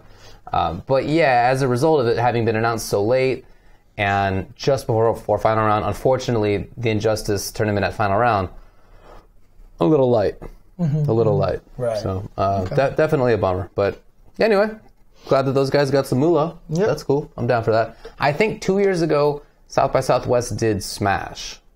Right? Oh, I think yeah, that's right. It was like, yeah. The first time I did it was Street Fighter 4, and then I think it was Smash, and then it was SF5. And now it's Injustice, and we'll see what they do next time. Okay. So, yeah, I think that's great that they keep rotating. I think Super next year they should do Tekken. Yeah, it makes sense to me. Tekken, for sure. So, okay. Or actually probably be Dragon Ball. It also makes sense to me, whatever. There's plenty of great Bandai Namco games out there. Yeah, I know, right? Which is why they need that Bandai Namco Cup. Dude, for sure. Right? Oh, so, because when Soul Calibur 6 comes out... Yeah, that's what I'm talking about. And then they could... I wonder if they could throw in Pokken. Probably not. Didn't they also help design Smash 4? Yeah, that's true. They did. Everything's Bandai Namco. Anyway, they're the best, apparently. Well, speaking of Bandai Namco, Noctis is out. Noctis. So he's a brand new character in Tekken 7, the last of the guest characters that we know of in any case. Right, so I only got a chance to mess with him for like 30 minutes before the show started earlier. Okay. In fact, this is one of the reasons why we're late today, because I completely forgot we were starting at 7:30, and I was just sitting there Noctising away and stuff. Noctising. From what I can tell right now, he's cool. He's got a lot of flashy things. Like and honestly, again, I'm not the Tekken expert, so Tekken experts can completely correct me if I'm wrong on this, but he seems like a really good beginner character. And I feel like he's going to be a very beginner-friendly character, but I also feel like he's going to be good at blowing up people at lower ranks. He's just going to be a very beginner-friendly character. Okay. He's got great range on moves. He can literally throw like a projectile across the screen that you cannot crouch under. That's super fast from across the screen, and it almost reaches like it disappears after a while, but it goes a really long distance and is very fast. Does he have zoning potential? He has. Yeah, I actually think he kind of does a little bit, except all of his zoning stuff look like straight attacks. Like, he has this crazy sword swing that launches that goes like this. He has a really long spear that pokes at your feet and everything like that, but they're all straight. So I just imagine at the highest levels, you're just going to start sidestepping him and blowing him to smithereens, right? But even still, like, he literally has a combo that you can start with either up forward 2 or down forward 2, and once you hit them, it's start with one of those two buttons and then do 2-2 forward 2, 2-2 2-2-2. Like, he has combos that are all on one button. It's like 50-some damage all on one button like that. Wow. And so, like, because it's just sword swing, so he's just doing this. So 2-2-2-2-2. So I really feel like he's kind of very beginner friendly. Like, a lot of people are just going to be able to hit that button a bunch of times. Okay. I mean, he literally has a 5-string with 2, 1, 2, 3, 4, 5, which I don't think anybody else has. Okay. Like, you have to do 10 strings normal, but he's just like do, and that's actually a legit post spinny, post screw attack combo button. So, I guess Katarina is like that, because some people are saying that Katarina is like that. What's really interesting is he has a non-Tekken-y jump. So he's got a Street Fighter-y jump that if he jumps, you can hit the button at different times, and he does a jump attack at different times. But he can't combo it when he lands. It's weird. Or maybe I just haven't been able to do it right. It doesn't pop them up like most other people's jump attacks and stuff like that. But, like, I couldn't combo it like jump attack into low forward like Eliza and Akuma could, but it felt very more Street Fighter-y jump than Tekken-y jump. And so I just feel like he's really designed. I think that they know that a lot of people are going to use this character are not Tekken players. Right. And so they're really trying to throw in a lot of stuff that makes him good for that. That's pretty smart, man. And I don't know how good he's going to be. I can't judge that based off of the moves. He seems like he actually has a pretty good set of moves, like safe mids and things like that, and decent low pokes. But again, I feel like he's going to be a sidestepper's dream, basically, because like it just looks like everything goes straight. I didn't test it out. I didn't test out to see how easy a lot of things are. I didn't see what tracking moves that he had and stuff like that. But he's not only beginner friendly, but he just looks cool. Like the thing that he throws the dagger from across the screen, if it hits you, he teleports over to you and hits you. He has air combos where he hits you, jumps back in the air, throws another dagger, and like spears come out of it. And like it's just like he's a really cool looking character. He's even got a sequence where if you hit him out of the air, he teleports to the sky, and you can keep doing moves out of the air and stuff. He's flashy. He's very flashy. That's cool. He's like beginner friendly written all over him, in my opinion. So that's kind of how I feel about it so far. Awesome. So, but can't wait to see how he plays out and how he pans out if people are actually going to use him seriously in tournaments. People in the chat are saying that he seems good. Yeah. Okay. Seems good. Okay. Cool. Yeah. Exactly. What's up? Big Bears Game says, so James will never beat him then. Yep. That is because you have to sidestep? Because I'm the worst sidestepper ever, dude. I do not sidestep at all. I am awful at sidestepping. So, but yeah, Noctis he's actually pretty cool. And in fact, it's almost to the point where I almost feel like I kind of want to use him because he's so cool looking. You should. Why not? Yeah. The problem is, I'm sure he has all these references, in-game references, and I haven't played FF15 yet, so I'm sure I'm missing a lot of that. Are you worried about spoiling yourself? No, not at all. I don't care. The new stage is cool, though. The new stage is cool because it takes place in Sid's garage with the three guys that chilling in the background and stuff like that. So, yeah, there you go. Alrighty. So I'm excited about Noctis. Yeah. And the best thing about it was that's the first time I had turned on Tekken in a while, and it just felt good just to be messing with it because I also went and messed with King for a little bit just because I was like, King. Yeah, he's cool. And it felt good to play it again, So I was happy to play that again. People said that his name is pronounced Noctis Lucis Calum. That sounds right, actually. I kind of remember hearing it that way in the game, so. In birth. So Choi Sauce gathered a bunch of information from a lot of top players. We did this kind of thing for Guilty Gear before, which is let's show off the systems and the very basics of the characters while experts in chat help us out, and it's just kind of loosey-goosey kind of thing, but it's fun. Yeah. And so we're going through all the UNIL characters little by little. And so before the show yesterday, I sat down and I played the game again just to remember the game and remember all the systems and everything like that. Yeah. God, I miss this game. we used to talk about this game once a week. Like we really found fun, a way man. to bring it in, but man, and you can even tell like everybody who plays it, like everybody in the chat was just like, God, I love this game. Yeah. And people were just like, oh, best game ever, and like, oh, you're covering UNIL, yay, That's and stuff cool. like that. And oh God, the game is. I said it on Twitter, like, if you have the money to spare, obviously it's $50 on PSN right now. It's $45 on Amazon if you order the hard copy of it. But, dude, if you have that money to spare and you just want to play a new fighting game, like, this is the one to get. Because not only is it a super fun game, it's not anime, it's very linear, even though there's craziness like anime games, but there's no super jumping and air dashing and all crazy things like that. But then the tutorial system is crazy. Oh, yeah? Yeah, so I went through the tutorial just to remember the systems, but they just even had things like, this guy's going to jump attack and then go into low. Please block high and then switch to low. Or this guy's going to dash here and make sure that you attack in between when he tries to find ways to reinitiate the pressure. Oh, wow. This Linne is going to miss AAA and whiff punish it with this button. Really? Yeah, these are all training tutorial options and stuff like that. And it's it's like most tutorials that, you know, after you do it once, you might just forget or whatever like that, but it still teaches a lot of concepts. And I didn't even do the super expert one, so I just didn't do the last chunk, but even looking through there, they're like, it looks like they were describing option selects in the titles without using the term option selects. Wow. But, you know, they were going through all sorts.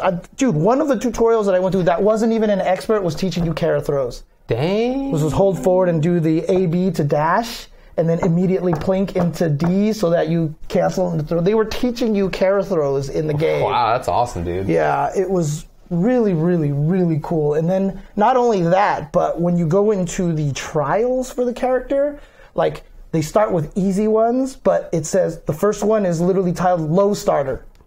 And so it's like down A and this, and then the next one is like damage combo or this, you know, like they give you, cool. They kind of give you the reason why you would do that combo, you know what I mean? And even though they're all tutorials, like there's like at least like 4 or 5 different combo starters that they keep repeating between.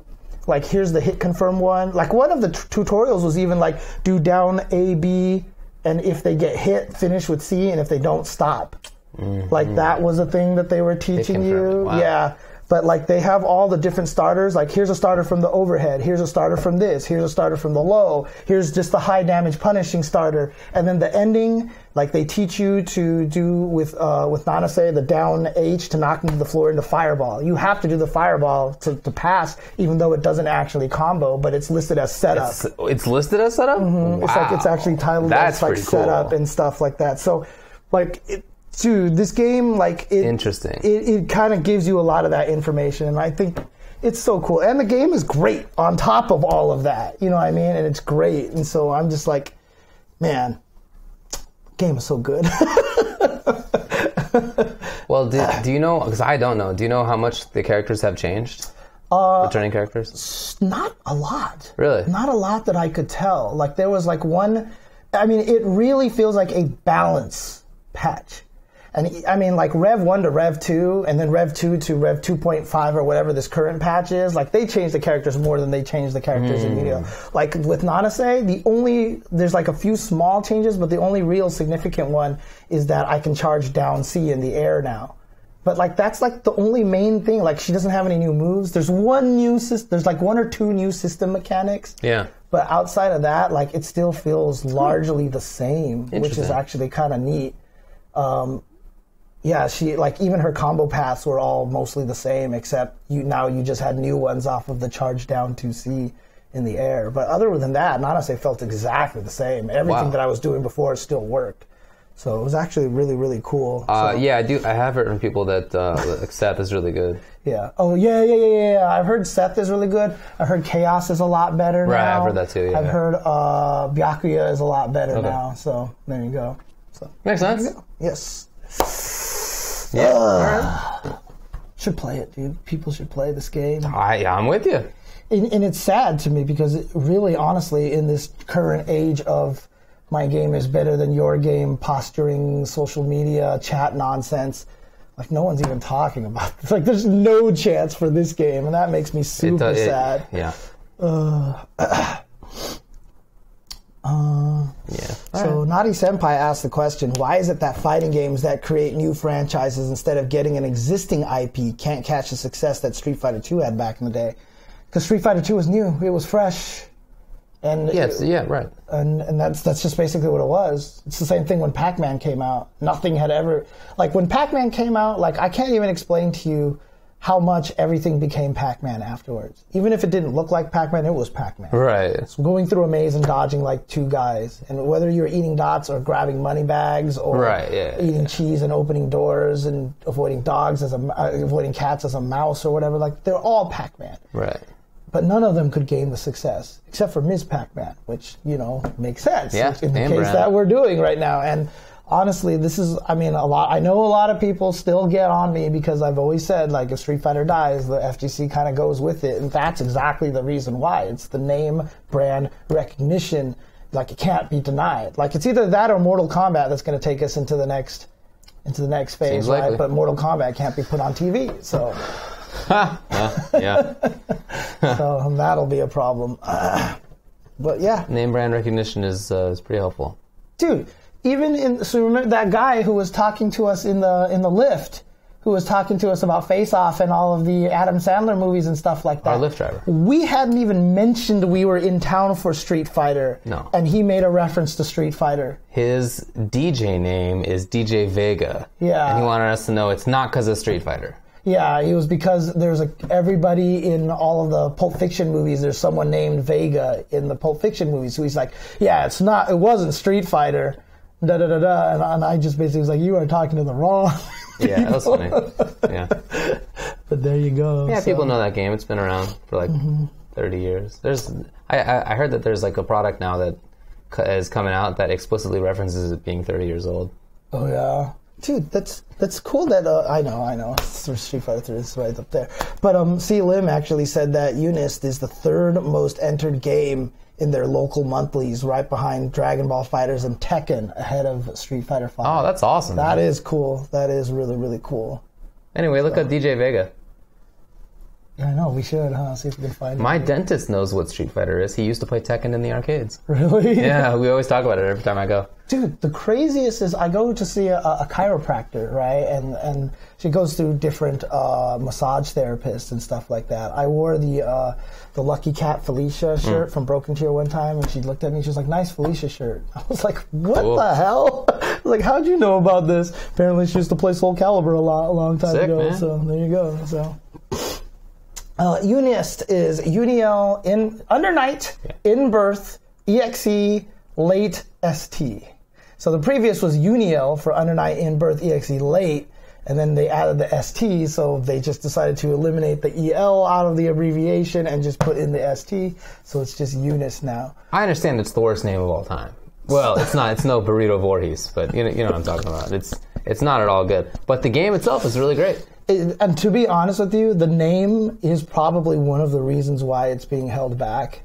It's just because it's so bizarre. It's pretty out there. I think the last one should have just been, like in the American release, should have just been called Under Night. That would have been way, way better, right? I feel. And then in the sequel, they probably could have just called it Under Night, in birth. And just left it like that, right? And then we'd have Un and Unib, and then just leave it like that. It probably would be a little better right now. Oh, well. So. It's only out on PS4, so this is what a lot of people have complained about. When I tweeted about it last night, I was like, everyone should be playing this game. They're like, if it was on PC, I would play it.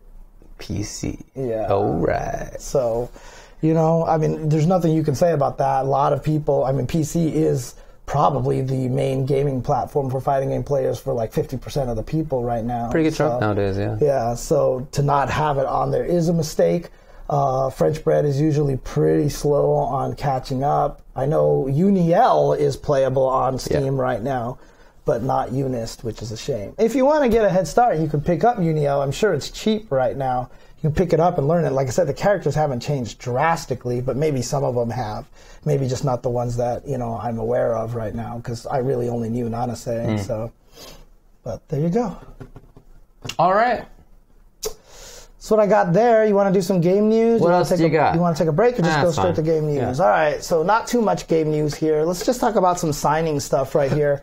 We've already mentioned that Infiltration has joined Panda Global right now, so that's a pretty surprising sign. They lost Punk, but they gained an Infiltration, so, sure they're not hurting right now. Yeah. It's pretty good representation for them. And, of course, Cygames, as we mentioned, is GamerB, Fudo, and Christotarian were added to the team. And, it's funny, too, because who was it that was talking about it, about, being nervous about being newly signed or something like that? Because that's definitely an issue that happens a lot to people. But then, as I joked on stream, GamerB got signed to the Beast team, and then he beat Daigo. Yeah. And so I was like, GamerB is now dropped from Cygames. Well, no one can claim collusion there, let's put it that way. So good stuff to GamerB there. And then, as I mentioned during the break, we mentioned before that Danya Hosey was signed to Coalition Gaming for her Dragon Ball play, but apparently SoCal Iron God was signed as well. And that, to me, is super exciting. So, SoCal Iron God, like, I ran into a Jack-in-the-Box by Esports Arena one time. He introduced himself to me, but I had seen him at the Pasadena Regionals, where he beat, like, one of the top... He beat Ray first round. And he almost got the top 8. I think in the next year in Pasadena Regionals, he almost made it into, like, top 8 again, but he didn't. And then, like, he cried on stream, and then, you know, how I feel about that, you know, I totally get it, and people made fun of him or whatever, but now he's been getting top 3 at Wednesday Night Fights week after week after week in Dragon Ball, so I'm just thrilled to see this guy, you know, just continue his growth, and I think that's really exciting, and I hope I get to see him and Don, actually, a lot at different fighting game tournaments, kicking ass in some Dragon Ball, so there you go. Okay, so some extra news about Street Fighter 30th Anniversary Collection. One of the complaints that everyone was giving me was, are they going to include home version of Alpha 3? Are they going to include Alpha 2 Gold? Are they going to include... And they were all just kind of going crazy about this. And I'm like, is 12 games not enough for you? I mean, like, there's 12 games, and they're all, like, arcade perfect as far as I can tell. Well, apparently, Capcom doesn't think 12 games is enough, because if you order it now, you get a free digital code for Ultra Street Fighter 4. Yeah, I saw that. That's pretty crazy. So, yeah, you even get Street Fighter 4 with your 30th Anniversary Collection. And remember, Ultra Street Fighter 4 had the version select. In it. Remember, there's the mode where you can play the version, when you go to character select, you can actually, so you can mimic any one of those systems that you want. So that itself is also all of the Street Fighter 4s. Yes. Wow. Exactly. So, yeah. So, you know. Pretty good lineup. Yeah, so there's another 5 extra games in there. So 17 games totaled. For you. Dude. Shout outs to Capcom. I mean, like, that's pretty good. Honestly, a lot of people are like, this is a 30th anniversary, this feels half-assed, and this feels, and I was like, dude, this is an unprecedented collection, and I'm sorry if I'm like talking to it, but like, honestly, this is an unprecedented collection. I don't think I've ever seen anything like this in video game history. Like, even Mega Man 1 through 6 was released on one game, and then 7, 8, and then like 9 and 10 were released on a second game. You didn't even get the 10 games. I've been wanting a DDR1 through DDR Max or DDR Extreme collection forever and things like that. You know, maybe, hey, let's put Castlevania 1, 2, 3, Symphonies of the Night, Dracula X, all this stuff. Yeah. Nobody's done this. Like, this is, I feel like, literally the first time that anything with 12 actual full games... Wasn't there a whole Mega Man spiel? Well, like I said, there was, but it was only 1 through 6. And then there was a 6 through 10. You actually have to buy 2 separate ones to get them, right? This is the first time that they just put the whole dang thing onto one collection. And to me, that's just, like, mind-blowing. And, like, I loved Alpha 3 home version. I loved Fei Long, DJ, T-Hawk, Guile, and, you know, on the home version and stuff. But I'm not going to complain about it because this is super cool just to even have what we have already. I'm with you. Yeah, I'm not holding my breath for Castlevania Konami. Trust me, I'm not holding my breath. Oh, man. Dude, right, Olaf? Dude, having all of the Beatmanias on a game would be pretty dang sick. Hardest part about all those is they're all music-based games, so it's licenses. Licenses, and that's always the toughest thing. In fact, original Dance Dance Revolution 1 in the arcade had a mix of I Shot the Sheriff from Eric Clapton on there, and that has never shown up on any home versions, ever. Like, none of them, not even the Japanese home versions. Licensing issue, I guess. I'm pretty sure it's a licensing issue, so it's never shown up on a home version, so... Okay. Yeah, definitely probably not the first time something like this has happened, but it feels like it to me, from my knowledge, unless someone can just point to me another one that did that. So, when's the karaoke stream? Very soon. As soon as I'm willing to end my life, basically, and actually test out that Joy Sound app. Part of me is refusing to try it out because I'm afraid if I enjoy it, that's it. I'm just going to be karaokeing at home for the rest of my life. Dang. Basically. So, but once I try it out, I'll try to do a stream for it. So. All right. Looking forward to it.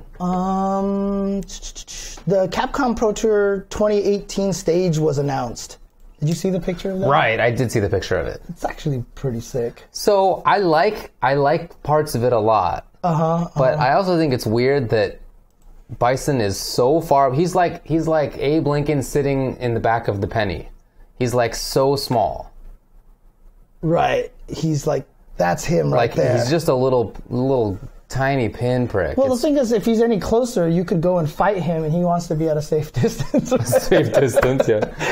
No, I mean, that's the only thing that I think is kind of weird. But other than that, I like the look of it, yeah. Yeah, I think it's actually really cool because it's like the haunted castle kind of thing, and it's got, whoops, I'll do this over here, and it's, the 3 bosses are sitting here, so there's Fang and Vega and Balrog, I think. I think I'm pointing at the wrong ones. No, I think it's Boxer on the left, Fang in the middle, and then like a girl on the right. Oh, really? It's either a girl or Vega's like you're extra right. feminine looking. She's really, whoever it is really small, it looks like. Yeah. That's cool. But again, this is of course the 2018. So, this as DLC is supporting the Capcom Pro Tour. The reason why Mena RD was able to win $250,000 last year was because of the sales of this DLC here. Mm-hmm. So this one is specifically for the support of the Capcom Pro Tour if you want that. And of course, they added Sakura and Akuma to the list of, high fancy dress kind of clothes. So, yeah. Ryu and Ken. What do you think about Sakura there? I mean, you know what? The costume is cool. It's not going to fix her animations. Yep. That's all I'm going to say about that. So, man, Callisto was trying to tell me he thinks that some of Sakura's animations are good. Which ones? I don't even remember, to be honest. He said obviously some are horrible, but there were some that he mentioned that he thought were good. Her backdash, I think, is one of them ones he may have said. Okay, I'll have to look again. So. Anyway. Unbelievable. But yeah, this is cool again. This is for support for the CPT. So this comes with you can buy the whole entire package for $20 again, and that will come with the stage, the costumes for Akuma and Sakura, as well as the Champion's Choice costume. That's the Mena RD costume. The Mena RD costume that will be coming out. The cool giant clown Abigail costume he's working on. Dude, I hope so. That would be so awesome. I hope so. Now that you mentioned it, dude, like a big clown nose. Dude, that would actually be... Dude, give him big old clown shoes. And everyone would be like, dude, Abigail's total clown shoes. That'd be awesome. But there's also going to be CPT-themed colors, include Season 1, 2, and 3 DLC, 5 exclusive titles that you can put on your profile themes, access to special targets, and a bonus of 5,000 fight money if you buy the complete package for $20. You can buy everything individually, but obviously that's going to cost you more money. So... and you will get all the cool things. And again, I've even told the Capcom guys I think this is a mistake that the way they always market it. Like it's primarily for support for CPT, and as support, if you are appreciating the CPT stuff, if you want to support the Capcom Pro Tour and all the players and everything like that, you basically are giving them money for that, and these are the bonuses that you get along with it, is the way that you want to look at it. Yeah. That's how the international works. You donate money, but you get whatever that thing is, as a Mortal gift. Kombat did the same thing, right? Different skins and Killer whatnot. Instinct has done that before, that. So that's the best way to look at it. So makes sense. Okay. Let's see. Oh, Street Fighter 30th, they say that... I already talked about that one. That wasn't what I wanted to talk about. What I wanted to talk about was Broly and Bardock. Oh, yes. They're coming out on March 28th, so Wednesday next week. They will be available for play. It's so weird, man. In my brain, I thought that March 28th sounded like it was like 2 months away. Nope. Okay, next week. 8 days. 8 days away. Right. And they teased Bardock. I just saw an opening video of him. Like they were responding to like Rip and somebody else. They had a little bit of a thing. Putting on the headband. Did they have a reveal? Yeah, oh, they had that quick reveal. But it was like such little gameplay. Like you don't learn anything. I might have missed it then. Okay. Yeah, I saw it today or yesterday. Okay. Again, like it's kind of hard to know how he is actually going to play from having looked at the video. So I don't know what we can really say about it. Someone actually found the Dragon Ball episode where Broly picks you up and kicks you into the sky, and they actually put them side by side. And it was actually pretty cool. Like there's actually when he like dashes at you, grabs you, throws you, and kicks you into the air, like basically punts you, and they put it side by side with the footage. I was like, that's so cool. nice. Yeah, that really is so cool. Nice. That's See, that's the sad thing is like I'm sure I'm missing so many references on Noctis right now, you know, with Noctis and Tekken. Sure. But that'll be coming out on March 28th, so definitely looking forward to that. Yeah, I really wish that the trailers were a little bit more informative as to what the characters do. Mm-hmm. With Broly, at least you get an idea. Okay, he's got some grabs, you know. But for Bardock, like literally, he like threw a projectile or something, and I don't know. Mm-hmm. He did a super. You know, it's just like not useful info. Couple of games announced coming to the Nintendo Switch. Nidhogg 2. Nidhogg 2 is coming to the Switch, as well as Fantasy Strike. Ah, very nice. So David Sirlin's Fantasy Strike will be coming to the PlayStation 4 and Nintendo Switch and PC this summer. So according to David Sirlin, this is a press release from him. Okay. Fantasy Strike is the perfect fighting game for Switch. The Switch is a take-anywhere console, so fighting games would be great on it for not how notoriously difficult they are to control. Usually playing a fighting game on a Joy-Con would be tough, but Fantasy Strike is designed specifically for that. Detach the Joy-Cons, give one to a friend, and you can play a deep, strategic fighting game anywhere. You are just trying to dig at me right now. I know it. Look, I've said before, it is not my favorite fighting game ever, but I don't see any reason to be overly negative about it. Right. Okay. Fair enough. Play it if you like it. See, do they have tags on this? So I'm trying to find this right now. ArcSys announced 3 brand new DLC characters for BlazBlue Cross Tag Battle last week on Friday on their stream, and I can't remember who they were, and I can't find the link to it. If anybody has it in the chat. My computer's already dead. Did you run out of power already? Yeah, I forgot to charge it before I came. Okay. Let me do a search here. It's always funny too because when you listen to all the Japanese guys talk about BlazBlue, they really do say BlazBlue. They do. BlazBlue. They do indeed. But we still call it BlazBlue. I've always wanted to ask them how they feel about the fact that we call it BlazBlue instead of BlazBlue. There's a Z clearly in there in the Latin script, so they didn't need to put a Z in. That's all I'm saying. Oh, okay. Jubei and Aegis are 2 of them. Yeah, there we go. Wasn't there somebody else? Yeah, there's one more character, and I'm trying to remember who that is. My bad. I think there was somebody who I kind of cared about a little bit.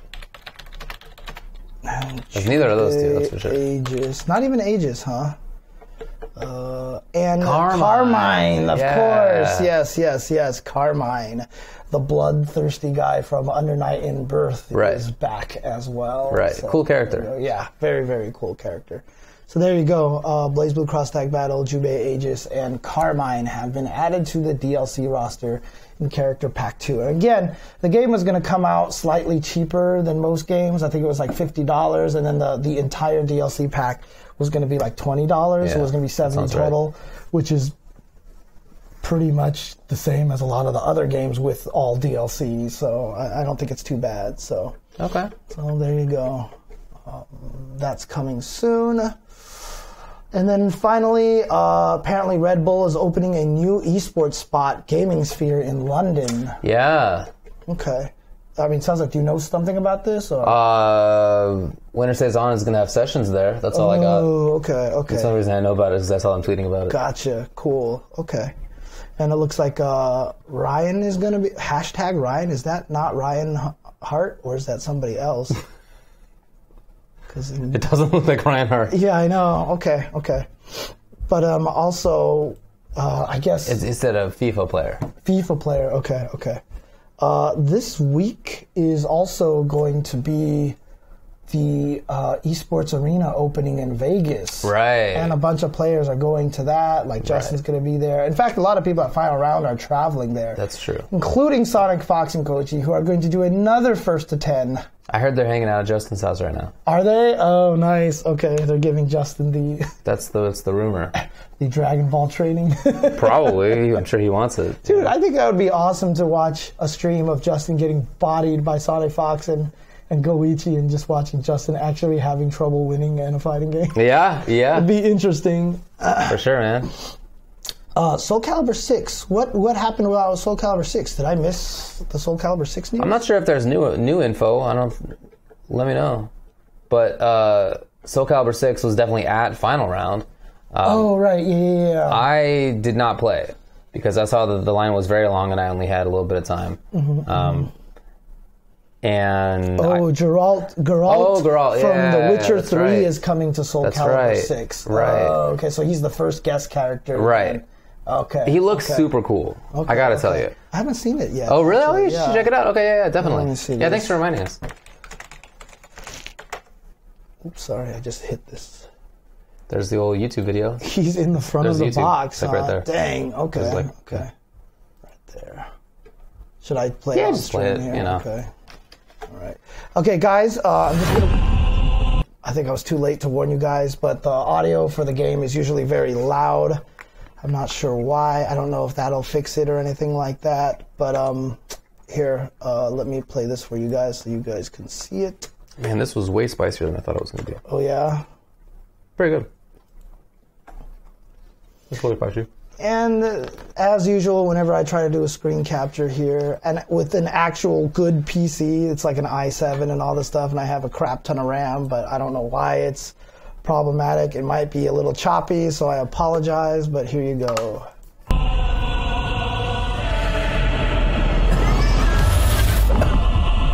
thought you were laughing. No. You want some water? I got some water.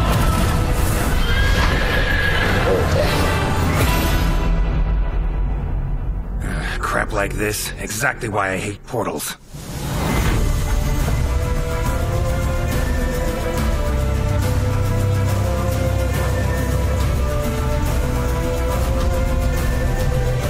Come on. Let's do this. Geralt of Rivia. No wonder everyone keeps making Geraldo Rivera jokes.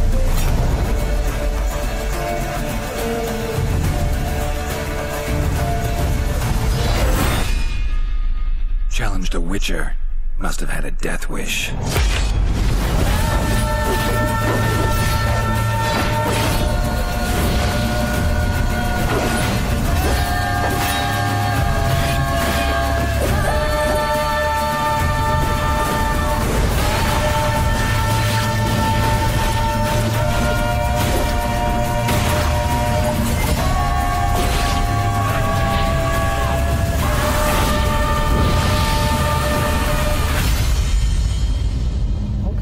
Yeah, it's pretty cool looking, gotta say.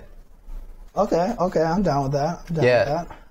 Yeah, I really want to see how some of that stuff works out, like in actual gameplay. Like when he like puts up the shield kind of thing. How does that actually work? Okay. There's definitely some interesting looking stuff in there gameplay wise. Interesting. You know, I mean, I was just thinking about this as I was watching that, though. It's one of my favorite things about video games. There's a lot of people who are making video games. They just love video games, and so whenever you ask, like, hey, can I put this guest character in this? A lot of times people are like, yeah, because it's just cool to do that. Yeah, man. You know, and it's a lot easier to do than like in movies and everything like that. Just to be like, hey, can we just put this character in this game? Go for it. You know, it's kind of neat. It should always work like that. Yeah, I know, right? But shout outs to Bandai Namco as usual. I mean, they're getting a lot of these cool guest characters in there. They got the gets. They always have, right? Yeah. Soul Calibur's always had cool guest characters. But even like Tekken with Noctis and Geese. Geese is so cool. Akuma. Geese, yeah, awesome. It's really well done. So. Awesome. So it definitely looks cool.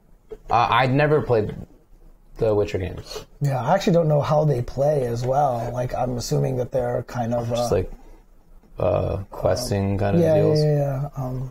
I can't even think of the name of the game that I'm trying to compare it to now, so never mind. Okay. But that's cool. Definitely seem cool. Yeah. Okay. Like I said, that does look like some interesting character gameplay ideas in there. So my favorite is still Link in Soul Calibur 3, I think it was, on the GameCube. Or Soul Calibur 2, I can't remember. I think it was 3, but I'm not 100%. Yeah, I just still think that was the coolest idea, putting Link in the game. It's just like, it's such a great idea. Yeah, and on the Nintendo system. Yeah, I know, right? It's so good. So good. Yeah, I mean, they did that even when they released Tekken on the Wii U, right? how they had the Bowser costumes and the Mario and the really? Peach costumes. I do remember seeing that. That was the one with the tech where they put Tekken Ball back in. Was Right. on the Wii U version. So. Soul Calibur 2? Okay, my bad. Okay. Yeah, Kratos actually would have been kind of cool if they put Kratos, like the new Kratos in there. You know what? Maybe they just haven't announced it yet. Right, yeah. Right. Oh, man. Yeah. All right, cool. Okay. There were definitely a lot of people playing Soul Calibur at Final Round, and I've watched a bunch of Soul Calibur matches since then, from cool. Final Round. Okay. Just watching some this morning that are on NYC Furby's YouTube channel. Okay. So Cool. check them out. Look cool. Definitely excited for that game. That was the 3D game that I always felt like I enjoyed the most because I liked the movement the most in it. But You even said... I was not an expert at it by any means. You said from what you've seen, it already looks like you like the fluid motion. Yeah, it looks like a quick-moving game. Okay. Yeah. Okay. Yeah, to be honest with you, I have barely seen any... Dude, Harumaru would have been... Harumaru... If they put a Samurai Showdown character in Soul Calibur... That makes sense. Yo... Like, that should just almost be like, just keep putting them in there. That makes a lot of sense, yeah. There's a lot of those weapon fighters, though, that you could do that with, honestly. Samurai Showdown would be great in BlazBlue Cross Tag Battle. That would be pretty cool. Oh, God. Oh, man. Now I'm sad that, I haven't thought of that before because, I've been on the ARC Live show talking to, like, the guys and people are like, what fantasy franchise would you want to put in? And now I just want to be like, put Samurai Showdown 2 in there, please. Okay. Please. And, what's interesting is every one of them they've always said, like, hey, look, convince the other guys, like, we're willing to do it, Well, they'd have to, like, draw new sprites and of stuff course, for that. Of course. Yeah. But, dude, Samurai Showdown would be super cool. That would be really cool. Samurai Showdown, yeah. All right, well. Okay. Actually, honestly, that's all I have for news. Oh, okay. It's been a very short episode, unless there's any other crazy thing that you want to talk about. I don't think so. Okay. I just finished my split box, the second split box. Oh, cool. Okay. So that's nice. It has, it's the same kind of idea. I don't know if people didn't see it. It's a hitbox style stick with two separate halves. The halves can be moved apart. Yeah, like a Joy-Con kind of thing can be split. Chunks, yeah, exactly. Like big chunks, so that you can basically play like this. So I can play far apart if I want to. It's really, I like it a lot. It's really handy. I really like it a lot so far. It's handy. I see what you did there. That's right. Yeah, I know. It's handy because it's good for your hands. You're doing it to stop the carpal tunnel. Well, you're right. Okay, never mind. Anyways, keep going. Yeah, I'll let you guys know how the second split box goes. Okay. There are still some changes I want to make to the design. I don't think it's quite perfect yet, but are you going to be definitely better. Are you going to be able to keep working on it with the printed designs that you already have? Because you ordered the 3D printed parts from somewhere else, right? You haven't had to make any more new 3D printed parts? It's laser cut wood. So it's a lot less expensive than having to 3D print it. Oh, okay. So you can get more if you needed to. Then. Yeah, to have the wood laser printed is laser cut is like $50 or $60, which is not nothing, obviously, but not as expensive as 3D printing would be. Cool. Nice. For that amount of 3D printed material. Okay. Yeah. So I like it a lot. It's cool. That's about it, I guess. I haven't done anything today. I just did work and sat around. I also jumped around and did a tiny bit I did the grand finals commentary for the Puyo Puyo Tetris at Final Round.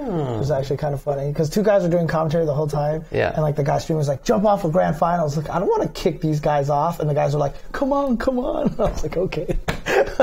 So I did that. And I also got to play some casual Tetris with the person who got second place in that tournament as well. Nice. So, and I actually could hold my own in a pure Tetris match. So nice. I was winning. I think I won more matches, maybe. I'm not sure, but I can't remember. But I can't play Puyo worth crap. All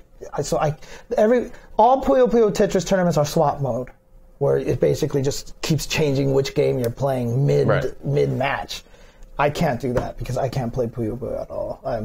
I am god awful at that game. I am just basically ass-tastic at that game. So it's just that every time I sit down, and I know I'm going to piss off a bunch of Puyo fans now, but I sit down and try to learn it, and I get bored Like, I don't have the same kind of enjoyment out of it as I do from Tetris. Because Tetris, honestly, is a very different kind. And you know, it sounds weird to say this because it's kind of almost sounds insulting to Tetris. Dang. But, like, Tetris is more stream of mind. It's stream of consciousness. You know, it's very reaction-based. It's a very reactionary game. Whereas Puyo Puyo is you've really got to plan ahead of time and you really got to see the picture, you know, as you're building the whole entire thing. You know what I mean? That kind of does seem like it's downing on Tetris a little bit. Right, exactly. And in a weird way, that's kind of one of the reasons why I like Tetris more because I can just play it and just everything just happens naturally and quickly for me. You know what I mean? In a weird way. And so that's why I don't like a lot of the four wide stuff in Tetris and everything. I enjoy the kind of like you're just in this weird like zone kind of thing that I like about Tetris. So I really like that. So I just got a... You ate a pepper? Yeah, a pepper. Yeah, and it's true. Jose Ramirez is absolutely right. It's because I'm not used to the setups in Puyo the same way. Dude, I remember watching at CEO last year the best Puyo player who came out and played in that tournament, and just every time Puyo was on the screen, like it was ridiculous the things that he was setting up, but he just knew it so well. I'm sure he's not even planning it either. It's just like, oh yeah, it works. Oh, I can do this, and it's probably stream of consciousness for him as well too. I feel like that's like playing a lot of competitive things or complex things. Like when I'm playing games that I know really, really well, if I'm playing like Super Turbo or Third Strike, like, I just feel like it's like, yeah, all right, this is next thing comes up. Yep, it's just happening.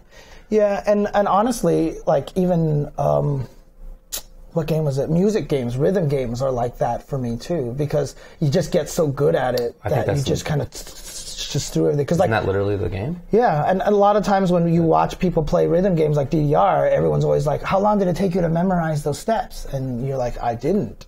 Like you just don't memorize them, regardless of how fast they come. You've just learned to recognize them and how to move your body in a certain way already like that. And there's something about that's just, I love that stream of consciousness feeling.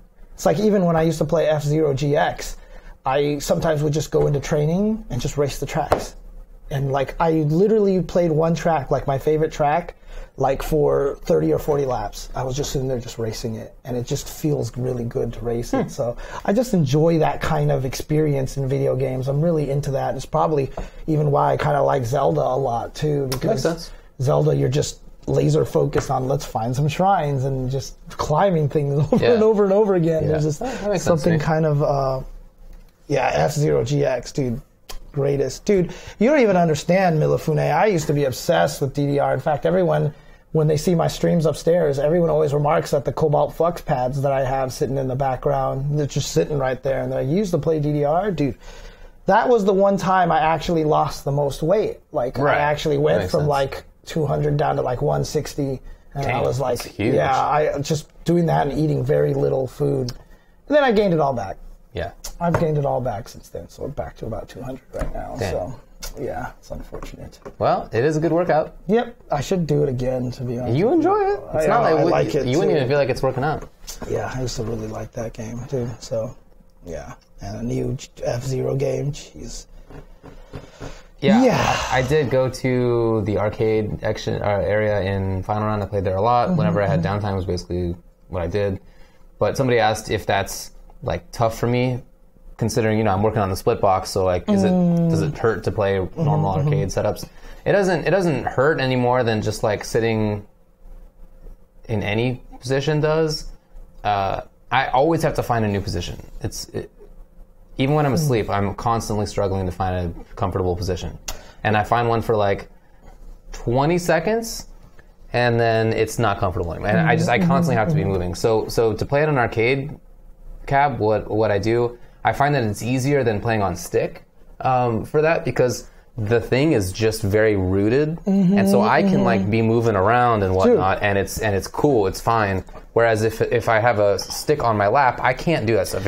I have to sit like in one's position. But if it's just like a thing that's very fixed, I can just like be moving around, and so I do. Right. So it feels like it's better. I was about to say, every time I see you playing on those cabinets, I always notice you're sitting sideways. I'm always looking for a different position. Right, you're sitting sideways, but then sometimes you're sitting this way, and Yep. sometimes you're sitting this way. Constantly moving. Yeah, and I mean, true story. I mean, obviously, we travel to a lot of tournaments together. We share hotel rooms a lot of the times, and I go to sleep way later than you do, but you definitely shift around a lot. Like, It's constant, dude. I always feel like you wake up. Sometimes I'm scared I wake you up because I'm just like making all this random loud noise, and then I hear you move, and I'm just like, oh no, it's not. It's just there. My back just hurts. Yeah, exactly. So, actually, you might want to look into some different options for that, right? Like someone saying smoking the weed. Well, no. I just saw somebody say that. Oh, really? Oh, no. Muscle relaxers or weed help? Oh, yeah. No. I was talking about someone suggested the TV dinner tray or something like that you could put the joystick on instead of your lap. That's just like right above your legs. Yeah, what I do at home is I have it's not a TV dinner tray. It's one of those things that it was originally for a laptop to cool the laptop. Yeah, but it's like a rectangular kind of thing with a slight angle to it, and I put that on the desk, like the little part of the desk that comes out where the keyboard is. Yeah, so it's like it's low and it's like very fixed onto this thing. Did that work? Yeah, that's what I do at home. Okay. But if I'm not at home, then that doesn't work out. Okay, gotcha. Weed. I mean, weed's legal here at this effectively now. Right. But I get really weird and paranoid on that, and I haven't tried it in a long, long time. So everyone keeps telling me I need to try it, dude. Even somebody that I've known for a very long time who has been very anti-weed finally tried it, and then I asked him, I was like, "Should I try it?" And they were like, "Yeah, you should." I figure what happened for me is like I figure it's like a circle. Like I'm chilled out. There's like different sides of it, right? There's like the chilled out side, but then you go all the way around in the circle, and there's like super like focused and like upset or whatever. And what happens to me is like weed puts you backwards a little bit on the scale. But I'm already at the chilled section, so I get put backward into like the really. You wrap around. I'm like paranoid and weird. I hate it. So because I mean, like right now, I mean, people see me do this on stream probably all the time, where I'm always just kind of doing this or this, because my neck is always in pain because my whole upper body is always really tight. Yeah. And I'm one of those people that will find myself with my teeth clenched for a majority of the time, where I'm just standing there. I'm just like, I can feel that way because there's just a lot of tension and stuff like that. So on that circle, I'm definitely like way over here. So if I got pulled back, I would be in a good place. You should, hey, why not? I mean, it's legal. I literally almost tried it. So a couple of friends who are very much into weed were moving up north at one point in time, and I was at their going away party or whatever like that, and everyone's sitting around one of those like fire pits in their backyard, and this fire pit, and they were just passing one around, and I looked at it and I was like, well, I mean, look, at this point, it's legal. I know there was definitely nothing wrong. It was just like it's that weird thing where it's like I've never done it, so do I just break the seal now at this point in time, or do I just for no stupid reason keep this stupid streak going? You know, it's stupid. Because the thing about it is any negativity, honestly, towards weed is mostly fabricated and propagated by the medicinal industry because it solves so many problems and. They're trying to hold it back. I mean, they literally are trying to do that. It solves a lot of things. And so rather than having cheap weed that you can grow yourself, that you can help, because people have been smoking weed since the beginning of time. Like, you actually have to look up a lot of the history of weed. It's really interesting. Yeah. Like, people have been using it as medicine forever. And then eventually the medicinal industry, like, tried to, find ways to make it a bad thing. Bunch of corruption. And it was also used to hurt, it was an ethnic way. There's definitely a lot of racism in there. There's a way for it to attack racism and stuff like that, to perpetuate racism. Perpetuate racism and stuff like that. Honestly, there's nothing wrong with it. Like, for me, to resist it is less of the, this is bad, I don't want to be one of those guys. You're convincing yourself why you should do it. I know. So you just do it. You're like trying to convince yourself. For me, the last time that I tried it was just with friends. Like, I'm not doing it with random folks.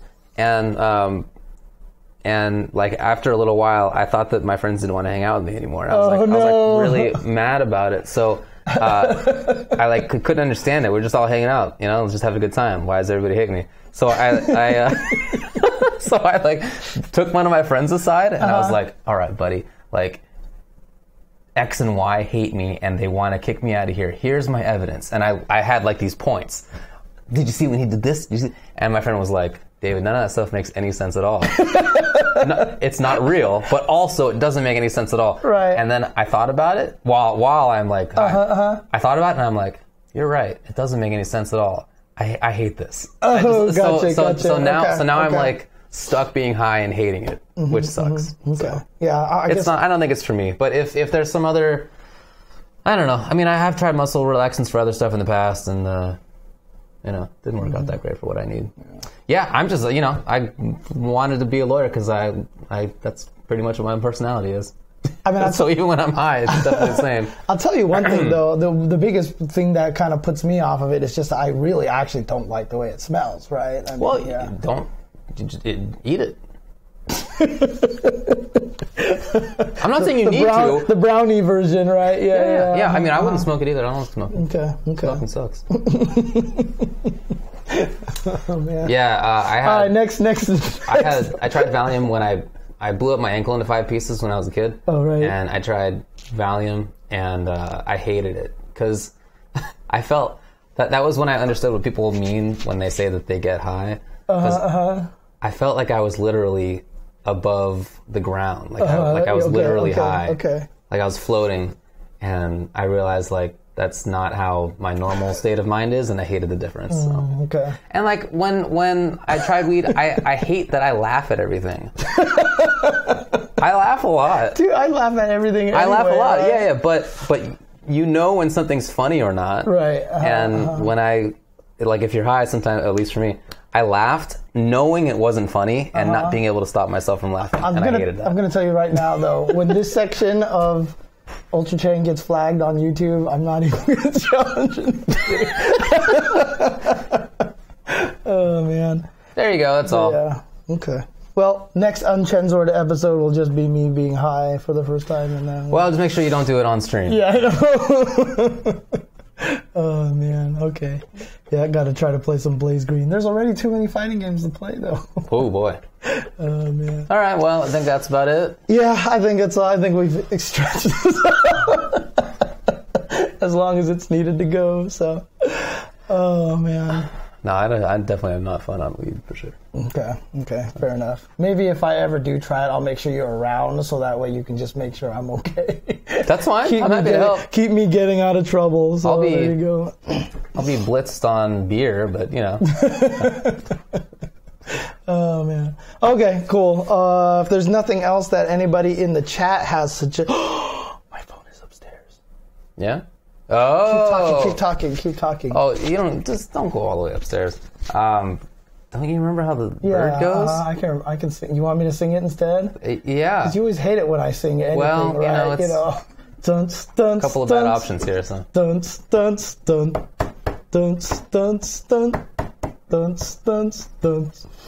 I mean... Wow, that's not how it goes. I'm just trying to figure out. It's not over yet. People are sad about it, so just keep going. You gotta give me the ending. Where's the payoff? That's all it does. You're just supposed to end it, and then we go. Now we're out of here. Are